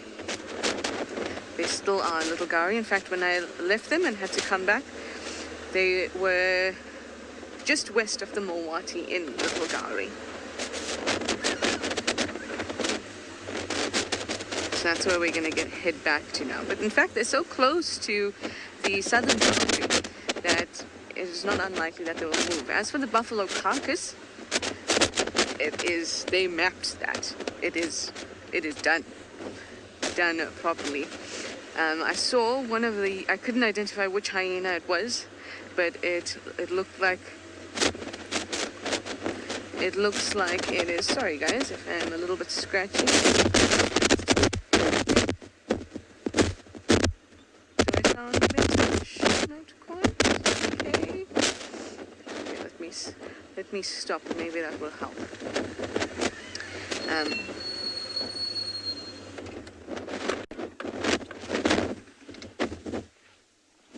Sometimes when I move it gets scratchy, so I was hoping that if I stopped it would be better.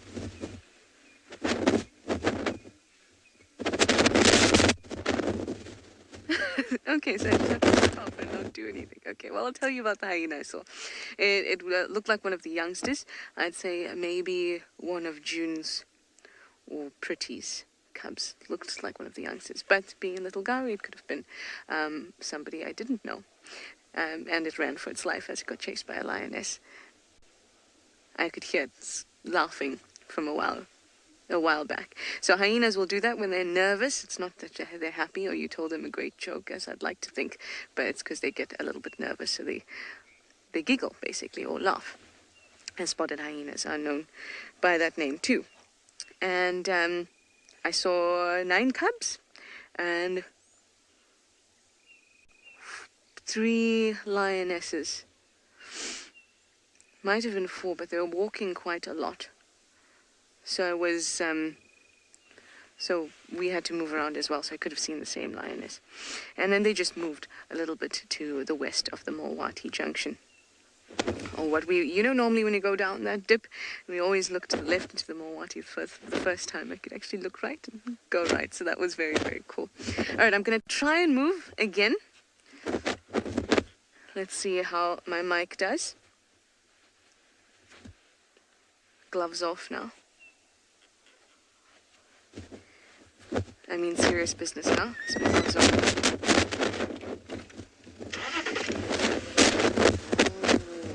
Rusty is very much reminds me of like an intense race car.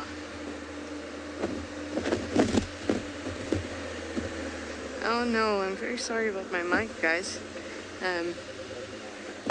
That's alright? Alright.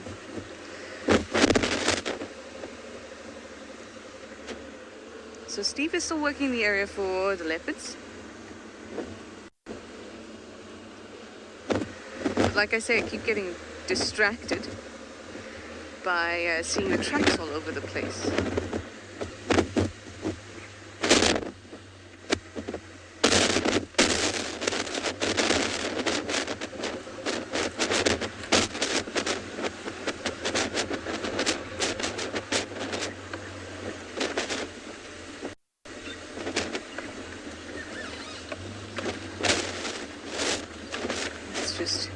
Have a sit here for a moment and listen. That's really important. Sometimes just turn the car off and just have a listen.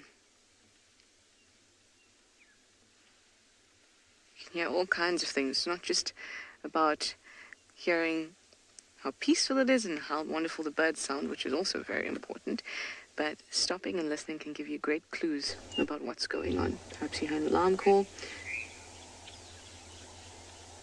Maybe if the mating leopards are around, then you'll hear the rasping. Maybe you'll hear a saw. Maybe you'll even manage to hear a roar or the breaking of branches in the bush. Maybe some elephants.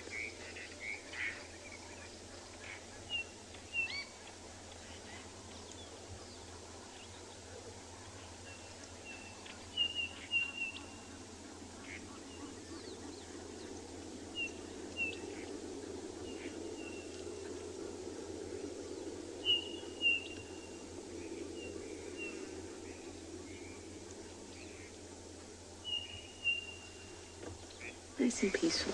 Very nice and peaceful. Well, when you can't find clues in the bush, you can find peace.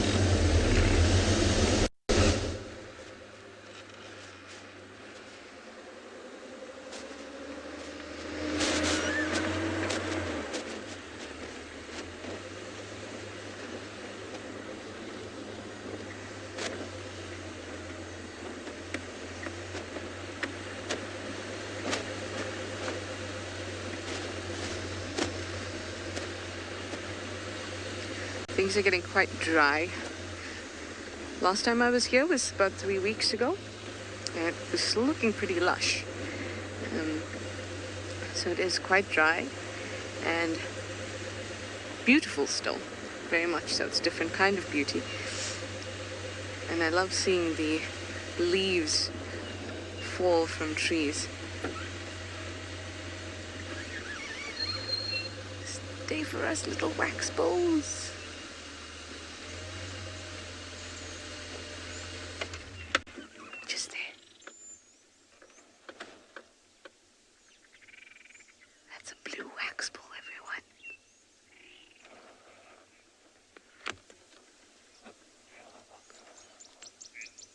Aren't they gorgeous?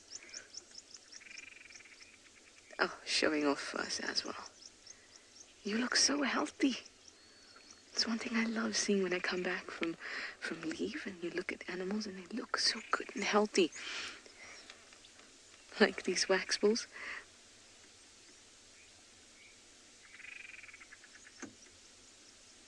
And the jackals we saw as well.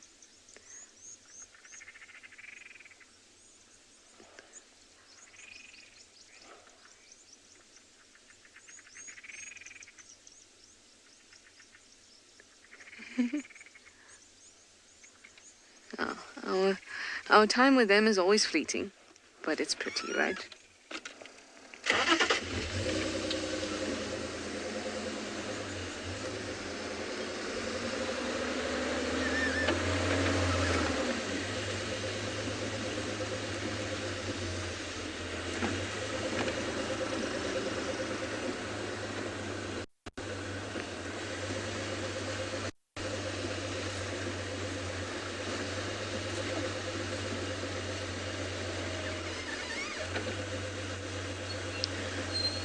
Well, here's our lovely Burchell starling, one of my favorite birds out here. I say one of mine because I cannot choose favorites. Very difficult. I'm going to send you over to a man who also finds it very, very difficult to choose favorites, and that's Dylan at Tswalu.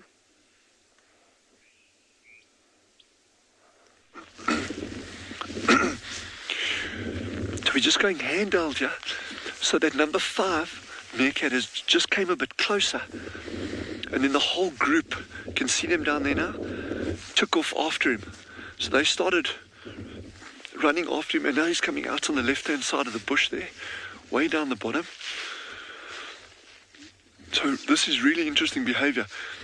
I'm hoping against hope that they actually accept him into the group and take him in. Because if they do that, it's just giving strength to this little meerkat colony. You try to think of it like this. Like, okay, there's 4 of them. If one of them now gets taken out by a predator, an eagle swoops in, grabs him, suddenly you've lost 25%, like immediately, of your entire group. You know, so once you've gone down to these kind of numbers, every meerkat that goes missing, for whatever the reason, is a huge impact on the group. So if she can add one more meerkat to a group, suddenly it becomes a different ball game. So I'm really hoping that she kind of like looks past, I don't know what he did up at that other burrow, if he had anything to do with it, but if she can, like, there they go there. And they're following that one, eh? They're following him. So I don't know if they actually, it's almost like they're constantly chasing him. But this kind of dance, this up and down, backwards and forwards, can go on for days and days, and sometimes even weeks, before he's kind of like got to the point where they're like, all right, okay, we'll just come and join us and stop like messing around. But yeah, that's still a long way away. There, they're running out the bottom there now. They're chasing him. Okay, they're so far away, and we're not particularly mobile, unfortunately. But what we're going to do, we're going to stick around the burrows over here, because the squirrels are still in bed, and over the past couple of days, they've been going out, coming back, going out, coming back, going out, coming back. So I wonder if they're going to do that today. So we'll just stick around a little bit and hopefully something like that happens. So while we're doing that, head over to Steve and see what he's got down there.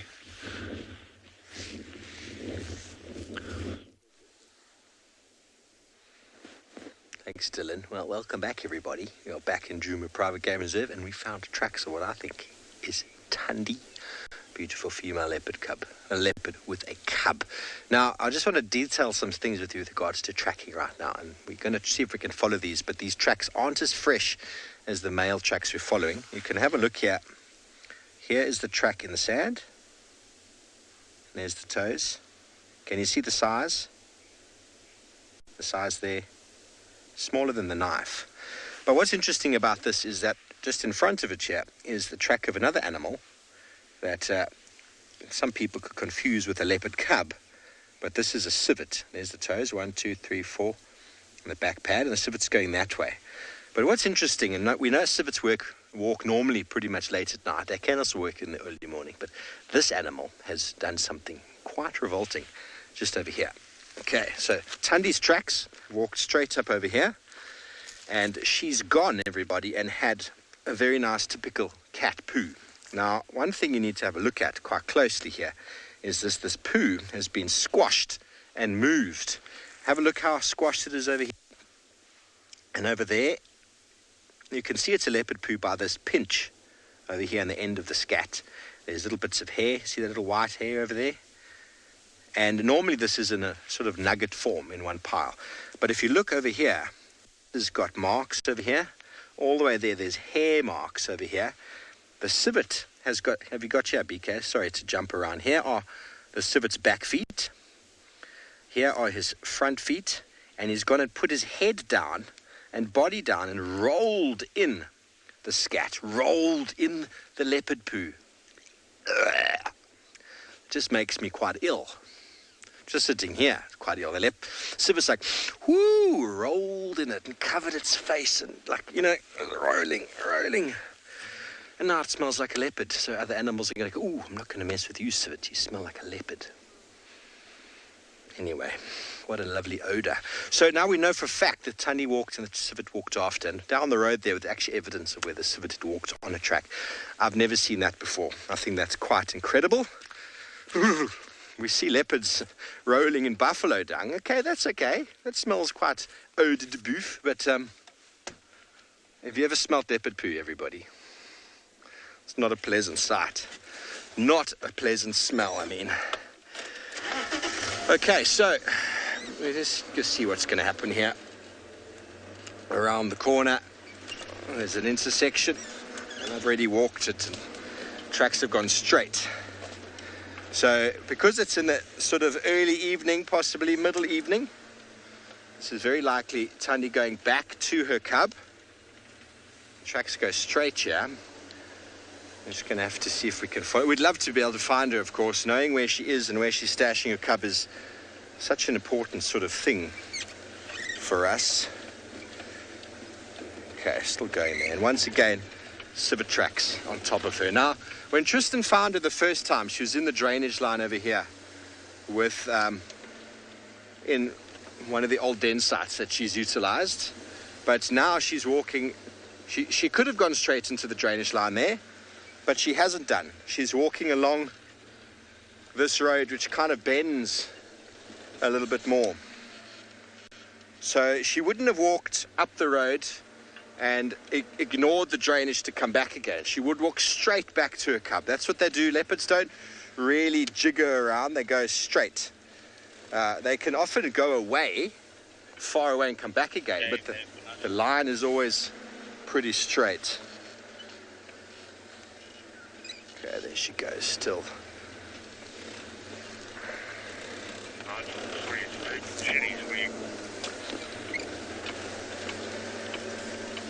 Still heading straight up here.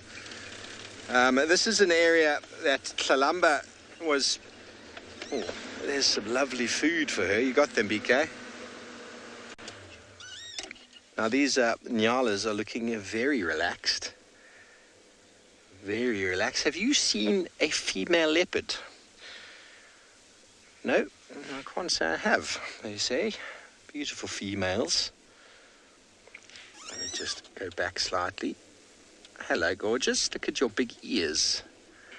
Now, this is the habitat for nyala. They like dense vegetation. Now, remove all the dense vegetation, you won't find nyala. You're not going to find nyala walking around on the open grasslands doing their thing. We do find males walking through open grasslands. It's a good place for them to display. It's a good place for them to access water, and the ladies can see them. But from a habitat point of view, you remove these dense thickets, you won't have nyala. You won't have bushbuck. You probably won't have duiker either. So we spoke. Get that other one back there. Sorry, we're trying not to start the car and startle them. Let me just get... Which one, BK? That one there or this one here? This one here. You got that one there. Very cute. So everybody... Oh, to the right, BK. There it is. See how camouflaged they are. BK couldn't even see it. So everybody, if you do have the time and the inclination, please feel free to go to the link below and help support us. We love to bring you wild and wonderful images from the African wilderness, and your support is well and truly thanked. We're grateful for. These nyalas are enjoying the browse at the moment. That's a buffalo thorn, everybody, that it is clucking away with its lips. Now, Taylor McCurdy and I did a buffalo thorn off the year before last, I think it was, where we saw how many buffalo thorn leaves we could pluck off in a minute and eat. And I'm going to say that I won, because I did. But it's not about who won and who lost. We were both bleeding afterwards. It's not an easy thing. Buffalo thorn has got straight thorn. If you go in a bit, BK, you'll be able to show them there. It's got a thorn that goes straight and a thorn that goes back. All around there, just a bit to the left and down. One of those branches. There we go. Look on the left there. Can you see that hooked thorn and the straight thorn? Now, trying to rip a leaf off there is very difficult for us with our fingers, and I think I'm quite nimble with my fingers. But have a look at this nyala with its nose, its lips, and its tongue, and its eyes going right in there to a very precarious bush and feeding. The Afrikaans name for this, everybody, is called the blinkblad waggebikkie, shiny-leafed wait-a-minute bush. The leaves are shiny, and if you walk through one, you stop because you cannot pass. I'll find you one in a moment, and I'll show you the thorns because we're not seeing it as clearly there. But the nyala has got no issue at all feeding on it. Ziziphus mukranata. That's a wonderful tree. It's got so many medicinal values. Very, very palatable. Many animals eat it, not only the leaves. They eat the bark as well as the fruits. And the elephants enjoy their roots as well.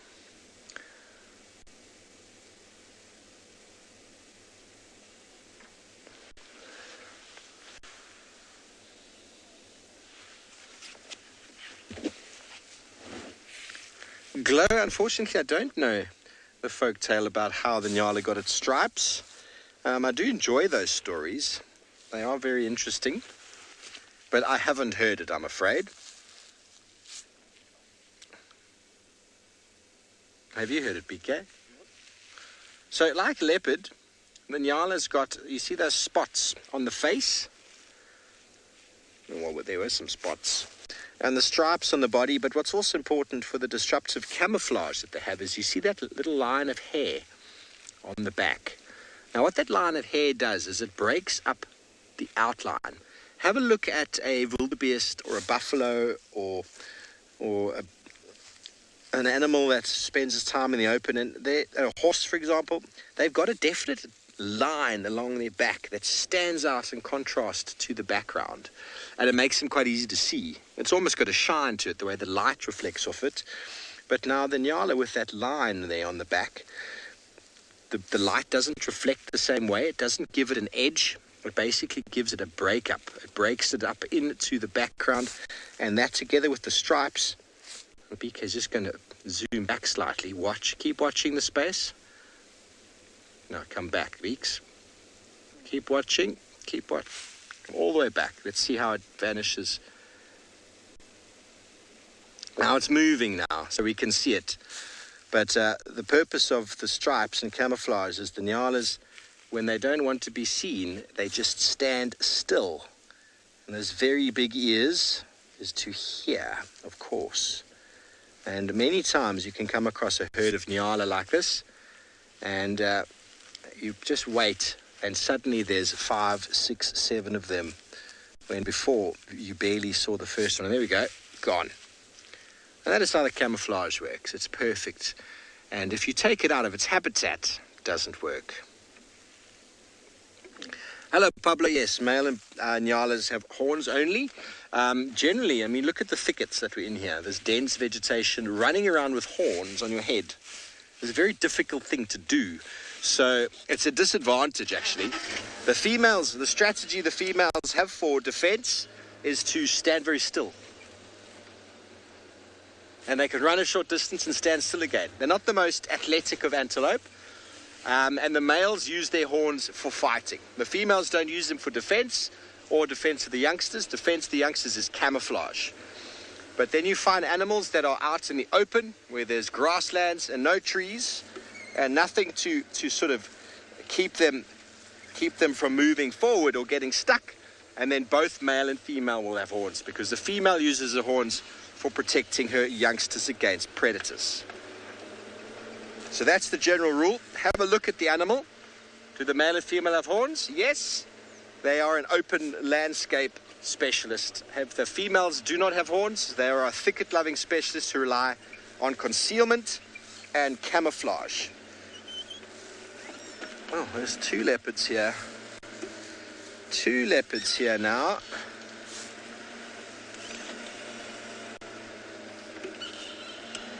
It is a smorgasbord of leopard tracks this morning. But these are a very nice set. Let's follow them a bit more.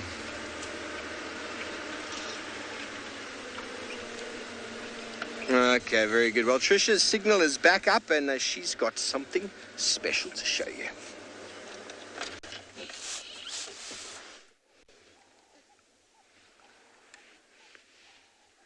Yay, we made it.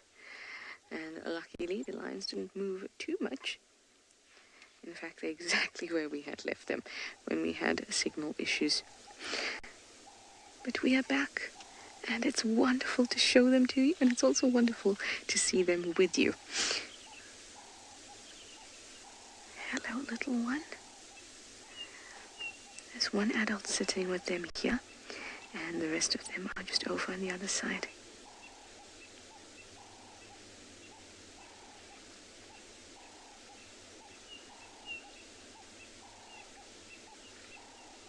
This little one is looking over at them.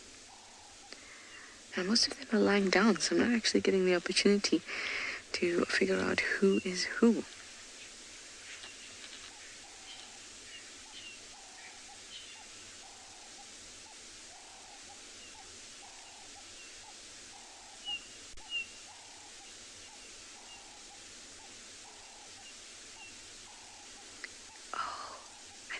Playtime. I just saw another cub lift up its head on the other side.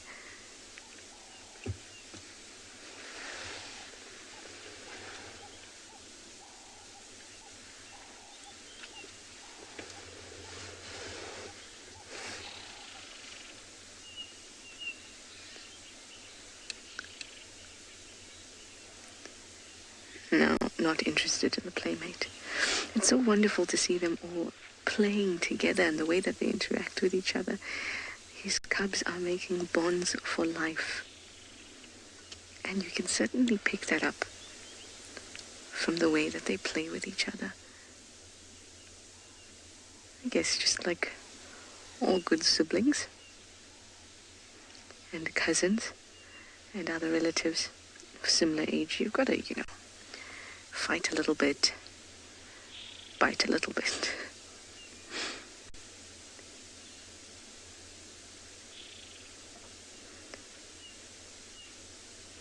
As you can see, the few that do have their heads up, like this little one, are fading very quickly. Very, very quickly.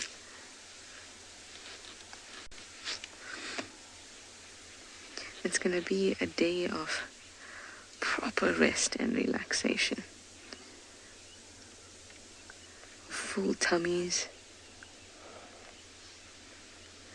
Sometimes when you get a really full tummy and you can't sleep just yet, but you're kind of dazed. I'm getting the impression from that one and from this other little one that's nearby. It's just like, I can't sleep because my body is too busy digesting, but I'm a bit dazed. It's so nice to see them. It's so good for the bed, especially for these little cubs. Thing, years old, mortality rate is very, very high. In fact, only about 20% of cubs survive to over 2 years old. So I think that the Djuma Pride is doing excellently.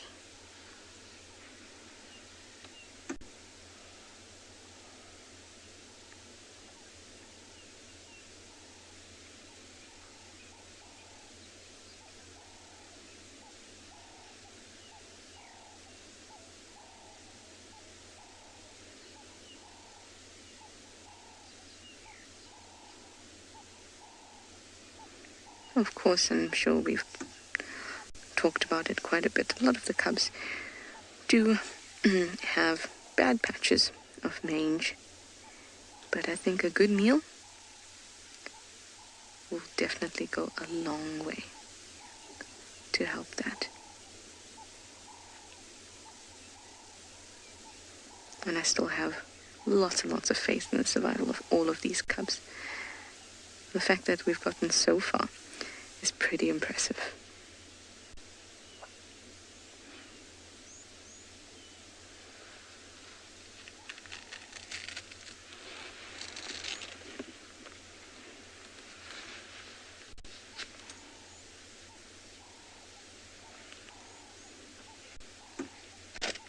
Isn't that just a beautiful... Oh, bless you. It's just a beautiful sight. Sea lions lying in the long grass. You can see how easily the camouflage they can be, especially at this time of year when the grass is this golden color. Doesn't it just resemble the color of a lion so well? I think it does wonders for their ability to conceal themselves when they hunt.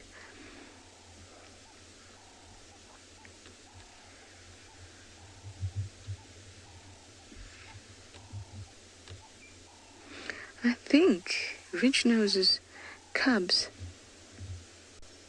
are going to be about a year soon, if I'm right. Already a year.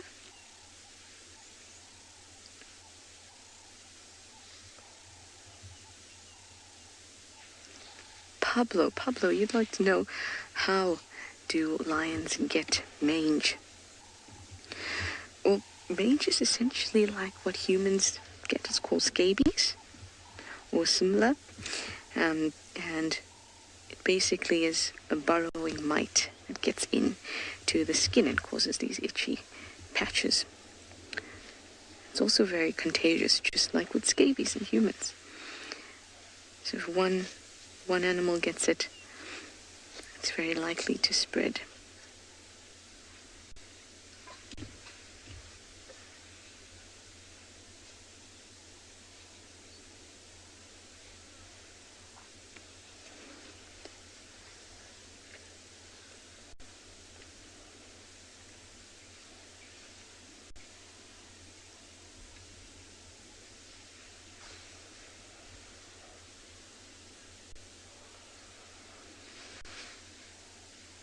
Sometimes it's just nice to just sit and enjoy these sightings. I'm enjoying it with you as well.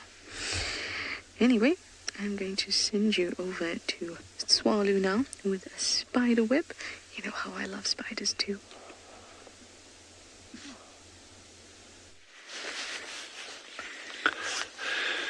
So there's been some interest expressed in spider webs, and we've got some interesting ones over the past couple of days.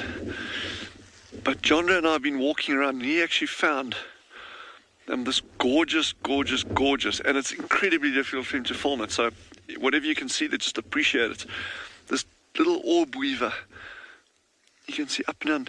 Now, classic orb weavers with this lovely spiral shape. It's that kind of typical spider web that you think of if you think of like a haunted house and ghost movies and that kind of stuff, with that classic orb weaver fairy tale kind of spider web.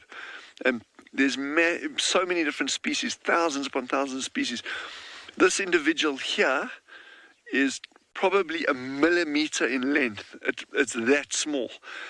To give you some idea of the entire diameter of the web from the top here to the bottom here is probably 5-6 centimeters at the most, and about 4.5-5 centimeters across. It's tiny. And now they're waiting to trap little flying insects that come past. Now you must imagine how small the prey items are that this little spider's eating. We focused on a garden orb weaver the other day, which is a web that was 100 times bigger than this.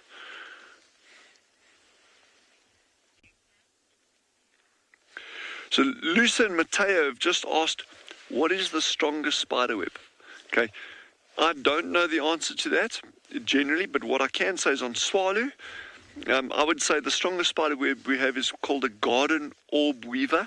They make these massive webs, and they're what they call the guy strands. It's these thick strands of golden silk that they use to anchor from one point to another, and then they start spinning their web, the main web that they catch prey with off those. Now those guide strands become incredibly strong, and at the end of the rainy season, as those spiders start disappearing now, you get a lot of these old webs, and it's quite a fun thing to do with people. If you take an old web where the spider's gone, it's not using it anymore, and you take those guy strands, those thick golden ones, and they're not sticky. They're not. Nothing will stick to those. You actually take that strand, you fold it up a couple of times, and then you actually try to get someone to break it. It's almost impossible to break it. Once it's down to a couple of centimeters, to break that is almost impossible. So some spider webs are incredibly strong. So this little web over here, I'm going to do it as an example. I'm not going to touch it with my finger. I'm just going to touch it lightly with this. You'll see this side one here. You see, nothing sticks to it. You see that? Nothing sticks. And then I'm not going to touch his main web because it's so fine and delicate. I'm worried I'd damage it, and I don't want to do that. But if I had to touch that main web over there with my finger or with this little stick, it would actually stick to it. And the reason for that is not because the web itself is actually sticky. They don't make sticky webs like something like chewing gum would be sticky. These aren't like it. It's just the way that the spider weaves that particular kind of silk that makes that silk very, very fluffy. It's almost like, imagine wool that someone would knit a jersey with.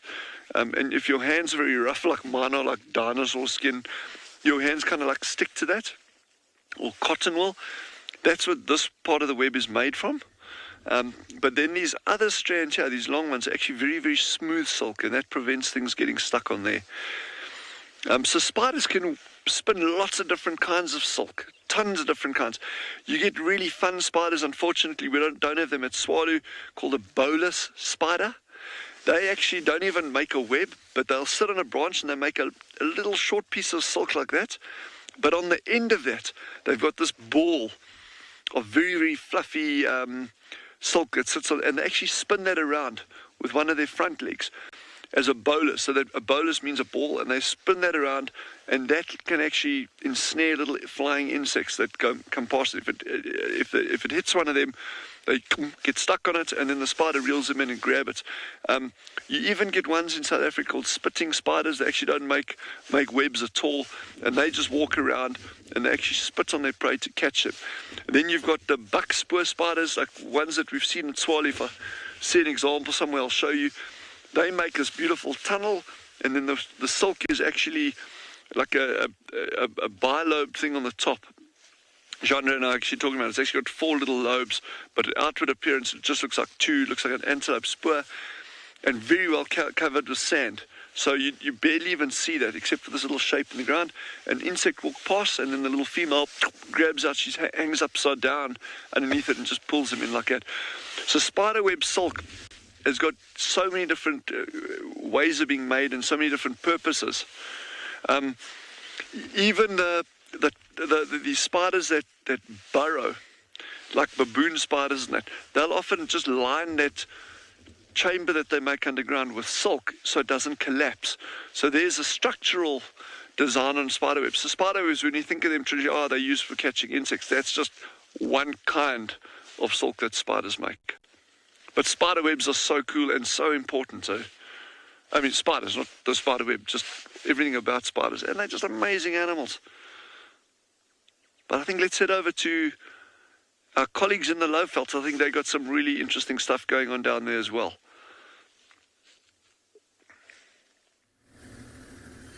Okay, so spider webs are actually very, very cool.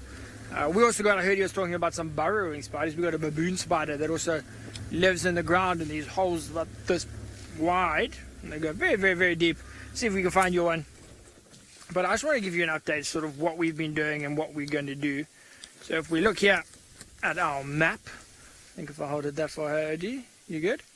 Okay. So yesterday, so that red dot there is the tented camp. So yesterday the lioness was in the river, I'd say roughly about there. And we are now in the river about here. And we still got tracks of her. So she walked all the way along the river, around, down, and tracks are still going off to our left. So what we're going to do, we're going to stop here. Because she's going to keep going. We're going to let some other people come and track in this area. They're going to follow her. What we're going to do is head back sort of out here. There's lots of roads on the map. And head towards the Waterhole.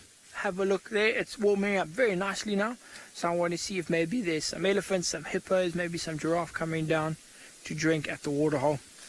So that's our plan. And I was talking to OD now about how far this lioness is making her cubs walk. So I mean, you saw them, their legs are about this long. To walk in the sand is very, very difficult. You know, you walk on the beach, it's hard. Now these little cubs, she's walked them probably about 2.5-3 kilometers to this point, and then the tracks still keep going. So last night she's probably walked them 5 kilometers in the river. Very hard, especially for these little cubs. Obviously you can only carry one at a time. I'm hoping she changes that one. But Odie and I were saying that we'd be very impressed if these cubs survive.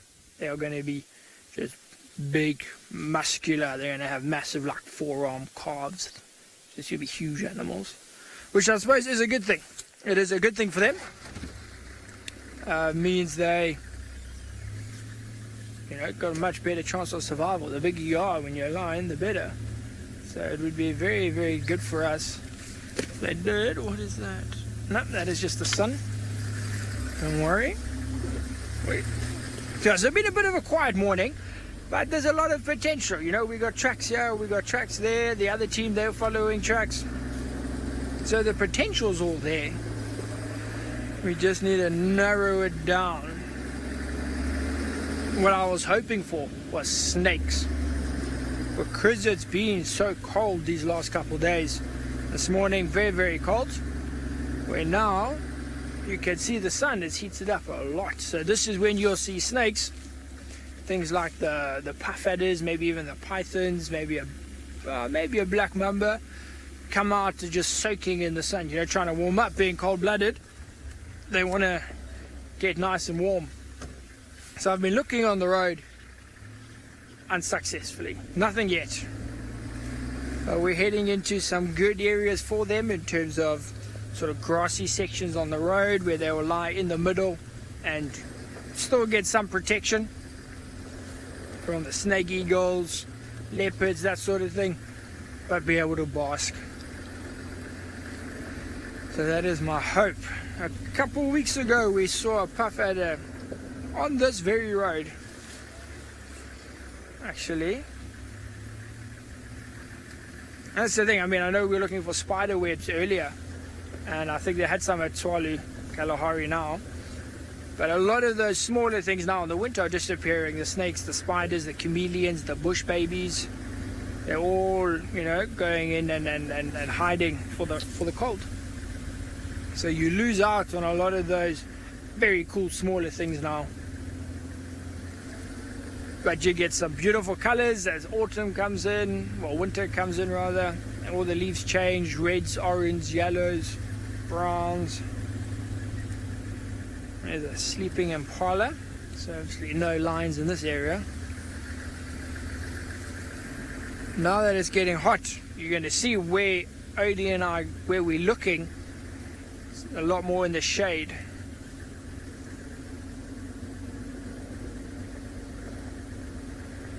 Tammy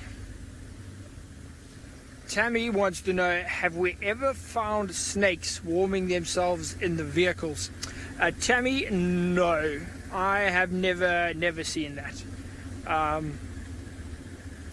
Look, when we get back at night from the safaris, then that's when the engine's going to be very warm and that's when it's very cold. But the snakes have already gone into their burrows, their coves, their rocks, their shelters by that stage. They would start disappearing, I'd say, just at sunset. What we have found, though, is warthogs. You'll go park your car in the garage, which is sandy, and then the warthogs will go and dig under the car and sleep underneath the car. It's safer and it's just warm because of the engine.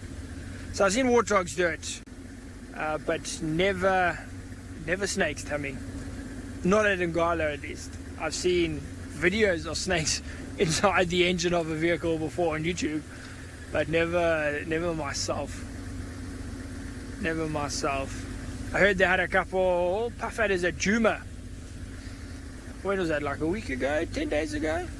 They had a few puff adders in and around the camp there. But we've been quite lucky. I mean, down here at the tented camp, we had a puff adder there about 10 days back. And then nothing. I saw a puff adder last year, beginning of last year. There's just too much activity in the camps. You know, you got people walking around, you got the noise, the vibrations, you got the vehicles. So, you know, a lot of those snakes will sort of disappear to the outskirts of the camp, just the other side of the fence where it's a bit thicker vegetation, a bit less activity from our side. And that's where they would go. But you know, a place like this, so we can get OD to zoom in here. On the right hand side there, you can see those bumps. Let's see if you can actually see them. So that is an old termite mound.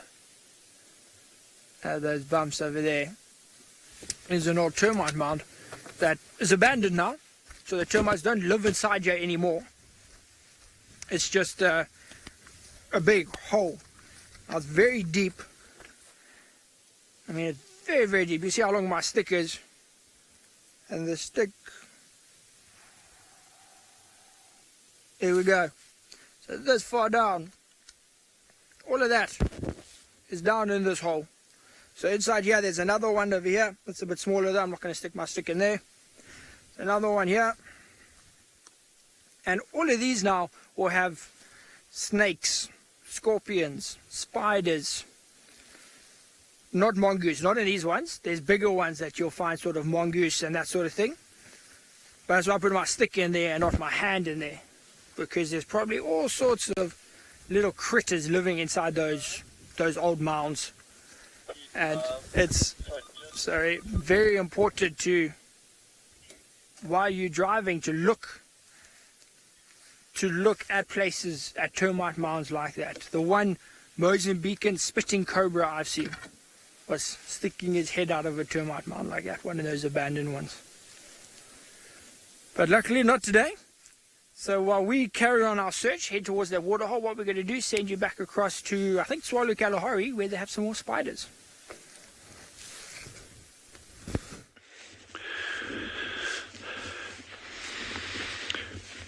So we're also searching. The one that we're looking for, you know, and they're super common on these big open sand areas, are what we call buckspoor spiders.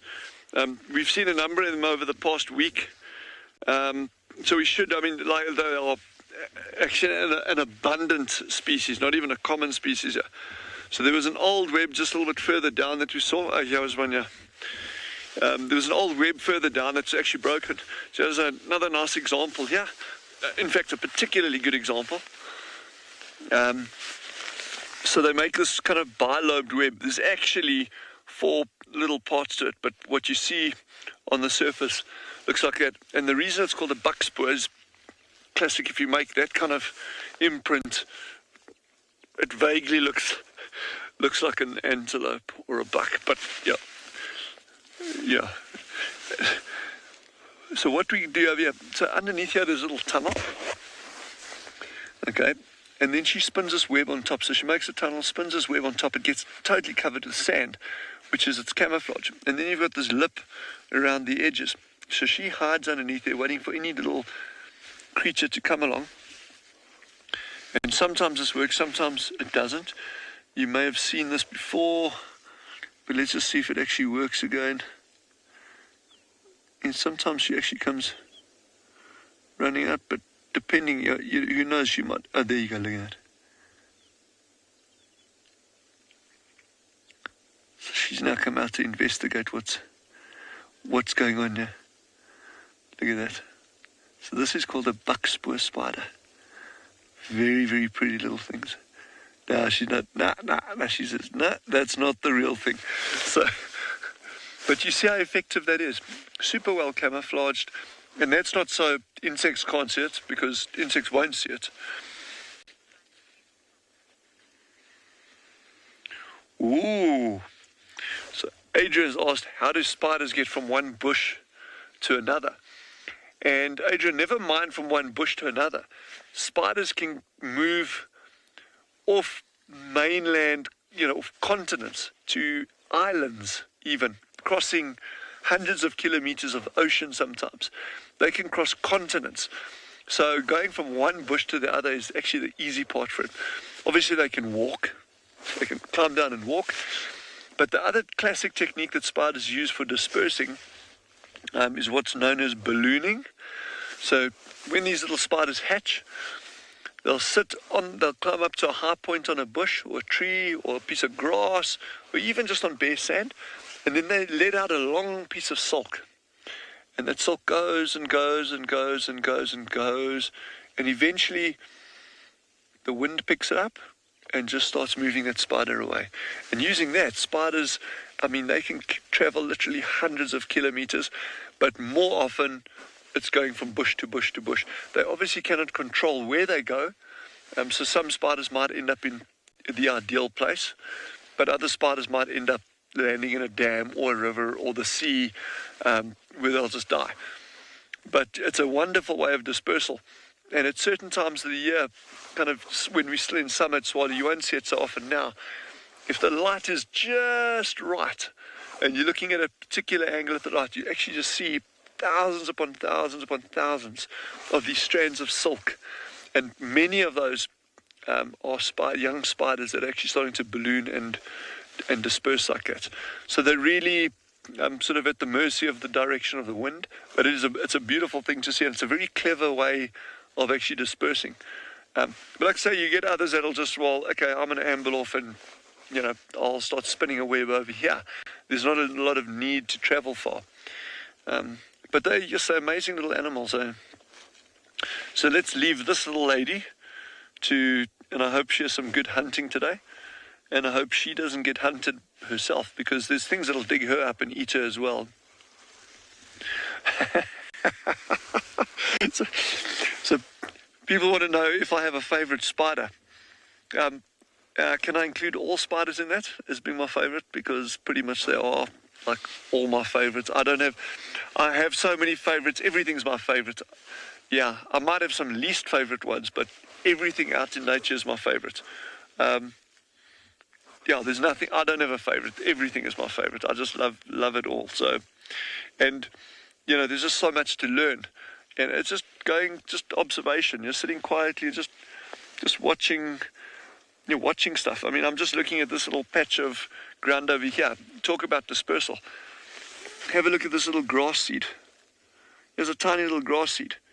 It's also using the wind. This little minuscule thing, and it's got traps over here. Then in this hollow over here, just past this little bush, there's another grass seed stuck. It's actually already embedded itself inside there. There you go. That tiny little grass seed there, also being dispersed by the wind. There's another one trapped in there as well. There's a grass seed hiding under that leaf over there. So it just shows you how important wind is for dispersing things. So we're talking about the spiders being dispersed by wind, but all these other things rely on it as well. And here's another seed over here. This seed is from a tree known as a camel thorn. And this has probably passed through the gut of an animal.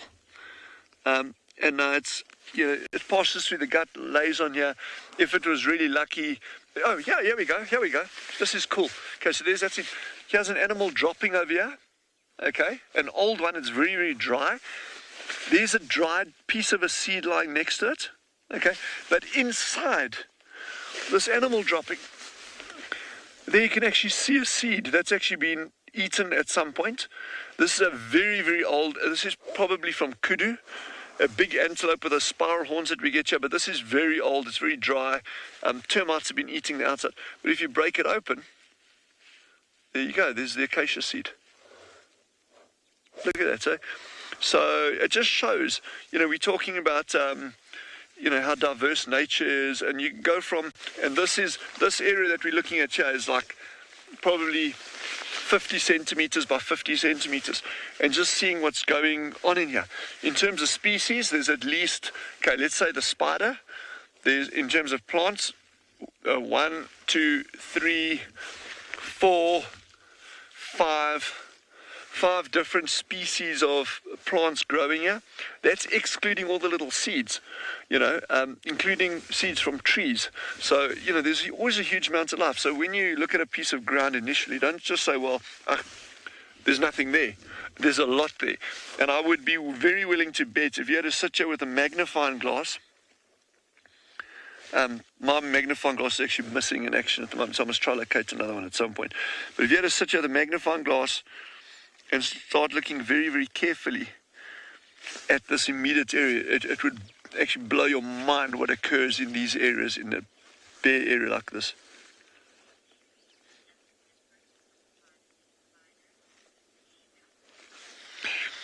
Anushka has just asked a question about how long does it take for a spider to build its web? And I think you answered your own question there when you said, does it differ from spider to spider? And that's exactly the answer. The spider webs can vary immensely in the time that it takes to build a web. And I think a lot has also got to do with the conditions that it's building it in. In other words, a spider that is trying to, like that tiny little spider that we saw earlier, that Jandre found, that little orb weaver. That spider, if it was trying to build its web in super windy conditions, good luck. It's probably going to take a lot longer than if it was perfectly dead still and the spider could just go on. It'd probably build that in.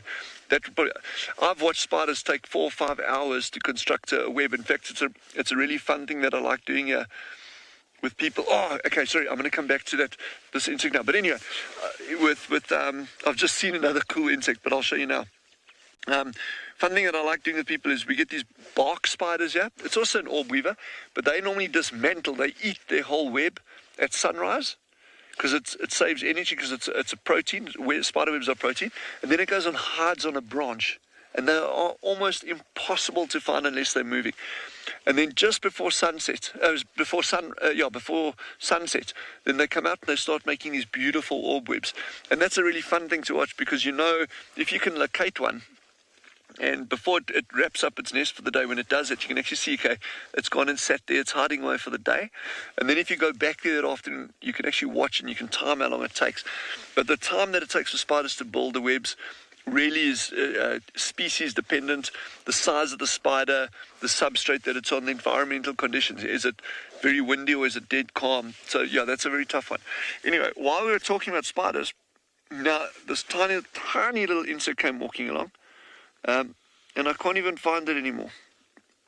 But he was so small, he was just somewhere. He's gone. Anyway, there was a minuscule little insect that came walking along here. And there he actually is. Geez, I don't know if you're even going to be able to see that. That tiny little thing there. Let's see if I can actually get him up on the stick. So it just shows that. Look at that. You see him there? I don't even know who that is. Do you think is that Larry or George? I'm not sure. But look at that side. So here we're sitting. You could probably spend 3 hours just sitting on this section if you were there really that keen. I mean, it's, there's so much you can talk about. The sand, here's a burrow. I don't even know what burrow that is. So yeah, we're talking, I think there are 5 different plants just growing, and they're talking about excluding the grass seeds, then you got the tree seeds, you got an animal dropping here, the ecology of that, little burrowing things, spiders, another little insect cruising around here. Yeah, I mean, and this is on a tiny patch of what at first glance appears to be bare sand. So there's a fun little lesson in that, in terms of, just imagine a rainforest where our colleagues are working down at Phinda, Pride Lands, Djuma, Ngala, all these places.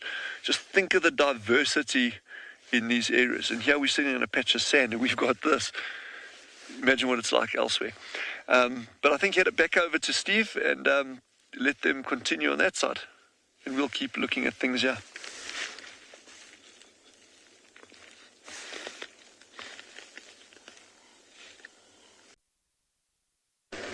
How much life there is in a small patch like that. Now, I spent some time in Tasmania years ago, and I did exactly that. I sat on the floor, 2,000-year-old forests, little patch like this. I did this, just that with the undergrowth. And I couldn't count the spiders, let alone all the other little things. It was unbelievable. You walk on the forest floor there, it's like a big sponge of organic material. Unbelievable. Tasmania is what threw me back into conservation. Everybody, I promised to show you a branch. Here is the blinkblad wagebekkie. You can, if you have a look over here, these thorns here, beaks, is easy to see. Can you see the straight thorn and the hooked thorn? Now, there's an enormous amount of sort of cultural. There's a number of traditional beliefs and understandings behind this tree. And if you have a moment or two, I'd like to share them. First of all, I'm going to take one of these lovely shiny leaves and show it to you. Can you see the leaf there, how shiny it is?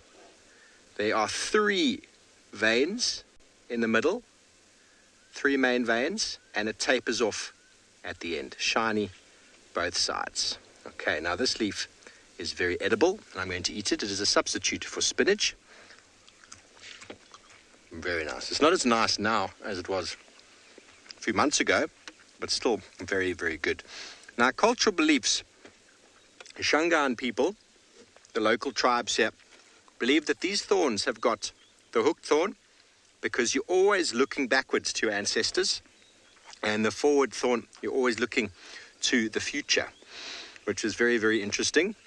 And Zulus as well use this as a cultural sort of symbol. When a family member dies somewhere, they go and take a branch like this. Say, for example, a Zulu family is down in KwaZulu-Natal and a family member dies in Johannesburg.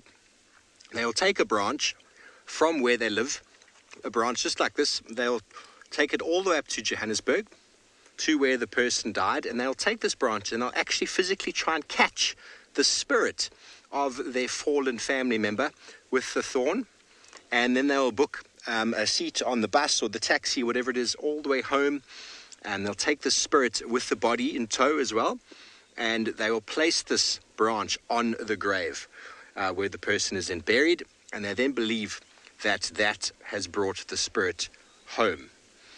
Now, they're very, very interesting, and how that's come about most likely is the fact that the Ziziphus mucronata is a very, very hard tree to penetrate, and probably traditionally people used to lay these down on the graves of people who passed away to prevent the hyenas from digging up the bodies and digging up the bones. And slowly over time it became a cultural thing that had some symbolism. As all human stories go, it originated from something that was probably pretty straightforward, and then somebody put some symbolism towards it. But I've got a very interesting one for all of you to try and link this to something that many, many people out there follow, Christianity. And any of you seen any images of Jesus with the crown of thorns around his head? Have a look at the thorns on that crown. One is straight and one is hooked. Now, the thorns that they used on the crown of thorns for Jesus was a plant called Ziziphus spinocristo, which is a direct related plant to this one. This is called Ziziphus mucronata, and no doubt after the persecution of Jesus and the crucifixion, many believers would have taken branches like this and plants like this to all corners of the world as symbolism for, obviously, Christianity and all that implies. And no doubt plants were probably grown and cultivated and propagated, and slowly but surely the spread of this plant has gone all around Africa and other places. So if I sort of bend it into a circle, have a look at an image on any of those sort of ancient images of the thorn on Jesus's head, and you'll see the hooked thorn and the straight thorn. digging into his brow, making him bleed. So it's interesting how we can transform from local African cultures all the way back to a religion that's dated more than 2,000 years ago and connect it together with a very simple plant with very simple beliefs in both systems. So I think that's fantastic. And the ups and downs of life. You can also see the zigzag. Because life is not a straight line, everybody.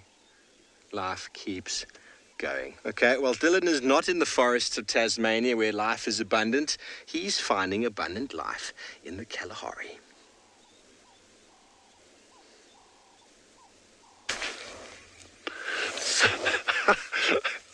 So here's another example of a spider web. Unfortunately, these ones are kind of like past their prime. But these are called funnel web spiders or sheet web spiders. You know, there's different kinds here. But they also make a little tunnel underground over there, and then you get this beautiful sheet web on top. So if anything comes ambling over it, dunk, the spider grabs it. Again, it's a slightly different strategy to the buckspur spider, but a lot of similarities there. There's actually a cast of some kind of worm or caterpillar that walked past and that was snaffled, that was gobbled up by the spider. The spider's coming out. The spider's coming out. Jean-Luc, can you see it closer towards me here? If you move around to your right, slowly, slowly. Okay, the spider is just over there. You got it? Look there. Hey, when I just touched that thing so gently, that spider felt those vibrations and he came running out to see what's in his web, if anything is there that he can actually... no, he just zooted back. No, he's way too wily for me. So there's a really nice... And these spiders are super common out here as well.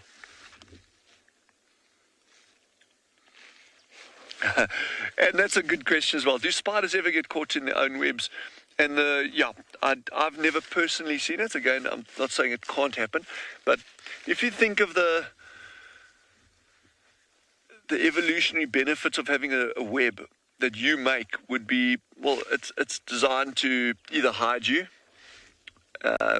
camouflage you, and you get funny ones like that called garbage line spiders. It could be for a structural thing as a home. You know, the web is the home, but I'm talking about more like these underground ones, like tunneling ones, like baboon spiders. It can be the normal way is just to catch prey, but for a spider to make a web that it gets caught on wouldn't make sense. So the feet would obviously be designed not to be able to get caught on the web that it spins. What would be more interesting for me would be, what about other spiders that didn't make the web? If they walked over it, would they get caught? And you get a really cool, fun little group of spiders called kleptoparasites.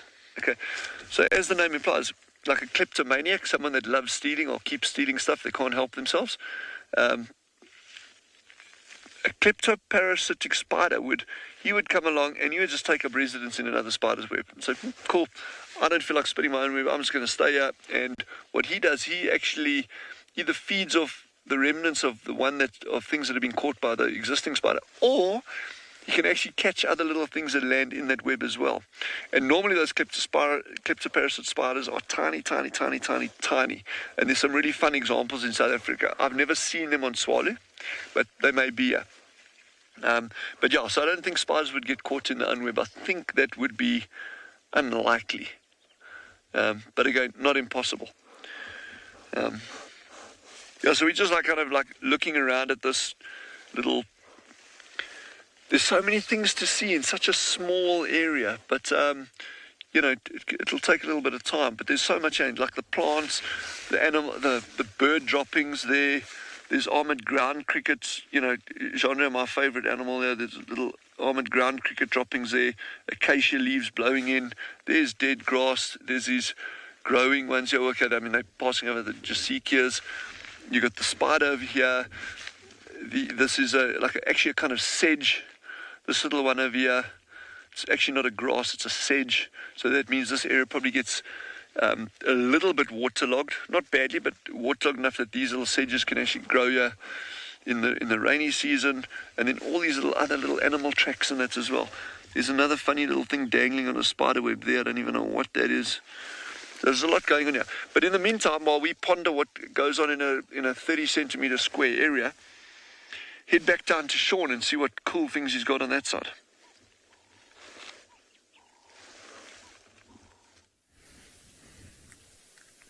It's very cool that he's getting so excited about his 30 centimeter square area. But it does sound like there's a lot of stuff happening there. We made it to the Waterhole. Much bigger area. And as you can see there, we've got 2 male waterbuck that have decided to just come down and join us. Now they've been walking along the edge of the Waterhole for a while now. They haven't actually stopped to drink. Oh, that one might. Is it? Here we go. Look now, it's actually drinking. Oh, almost. So you can see there's a bit of an age difference. You can see the one closest to us, the one that's attempting to drink. His horns are a lot shorter than the other one. So I'd say obviously the one at the back, the furthest one away, is a bit older.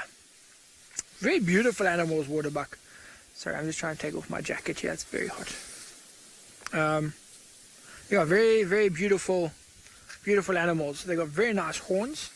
You know, between them and the kudu, I think are the 2 best ones that we get here. I mean, look at that there. When it's looking at us, you can see the horns sticking up like that. Underappreciated animals, the waterbuck. You don't see them all that often. Is it? Oh, Eddie says it looks like it is going to the toilet. Right there, a little urination while you drink. Hey, why not? Why not? But you know, as their name suggests, waterbuck, they do spend a lot of time around water. They are water dependent. They need to be pretty close to it within, I'd say, about 5, maybe 7 kilometers of water. You'll find them. And they are joined at the Waterhole by some wildebeest, some impalas. On the far side there's even, 2, 3 hippos. In the middle there you can see there we go, you can see the hippos in the foreground and the wildebeest right down there at the back. But this Waterhole will get busy today. I think it's going to get very busy today. With the heat, the sun coming up, still starting to warm up a great deal. You'll find the elephants starting to come down in the middle of the day. Things like the zebras, the giraffe will make their way down. It's a very peaceful place. I'm going to keep quiet for like 20 seconds. Just listen how peaceful it is.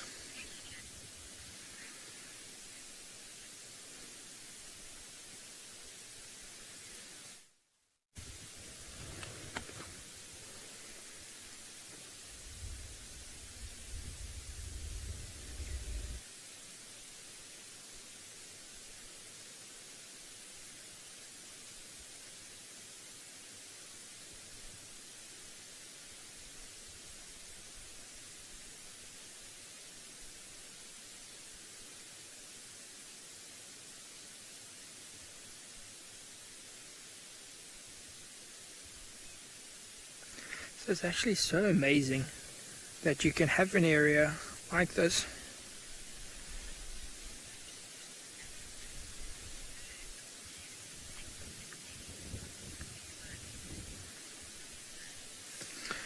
So we've got a very interesting question from Wolfka. Now they're wanting to know, are waterbuck from Africa? Because he says if you look at their fur, they've got a very thick coat. Looks like they might be more suited to colder climates than the hot South African heat. Wolfka, as far as I know, they are indeed from South Africa. Well, from Africa. Their longer coats that you're seeing like that is part of their defense mechanisms. So waterbuck, when they get chased, let's say a pack of wild dogs came or a pride of lions came right down the grass behind them, those two water bugs would run into the waterhole. They would go into the water. And what they do, sort of similar to your water birds, your ducks, your geese sort of thing, is that their skin will secrete an oil that goes and sort of covers the fur and makes them almost waterproof.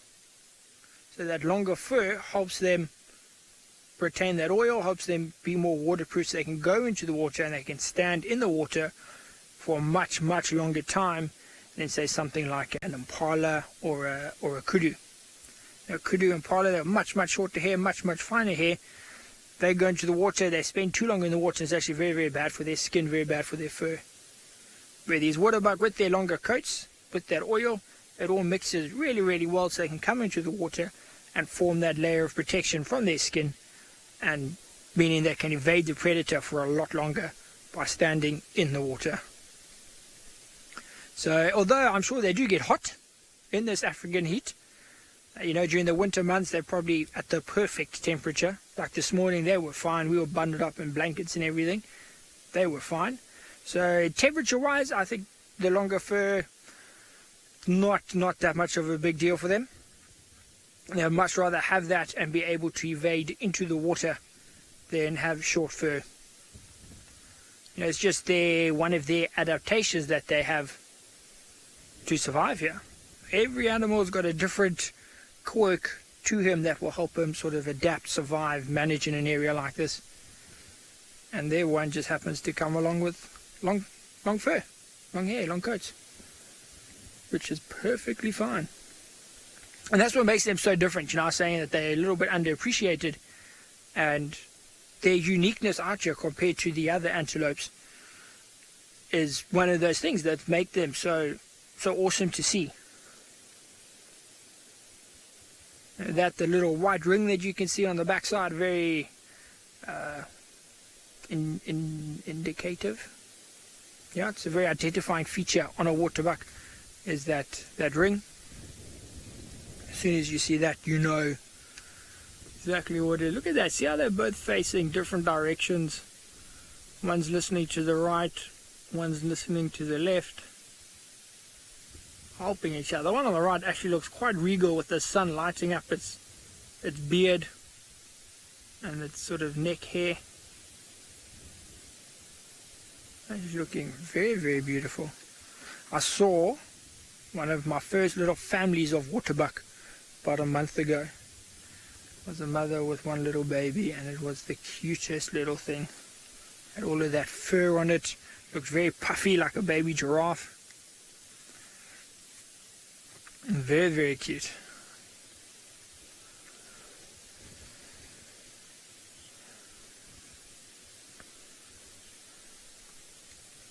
Okay, so there's another wildebeest coming down on the far side. Thought it might have been a baby elephant, but it's a wildebeest.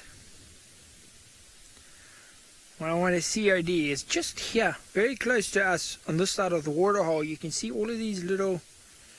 There, can you see that little terrapin right there, OD? So very close to us, right here. No, a bit left, more left. There. So if you look here.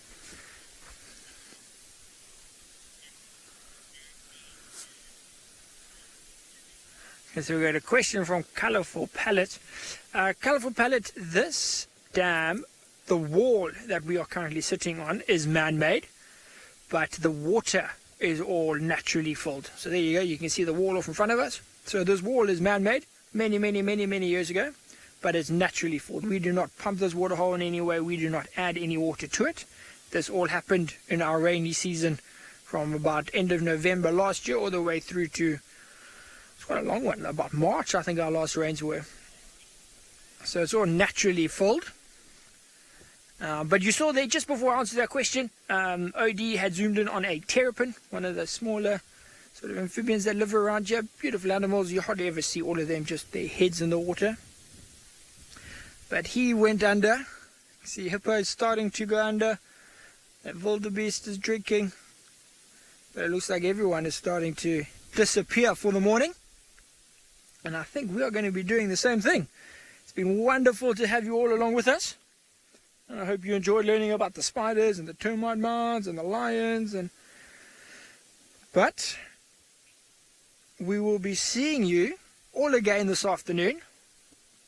Hopefully we manage to track down some things here at andBeyond in Ngala. And I'm sure the other lodges are very excited to have you. But have a wonderful day, everybody, and a good night. And we'll see you all a little bit later.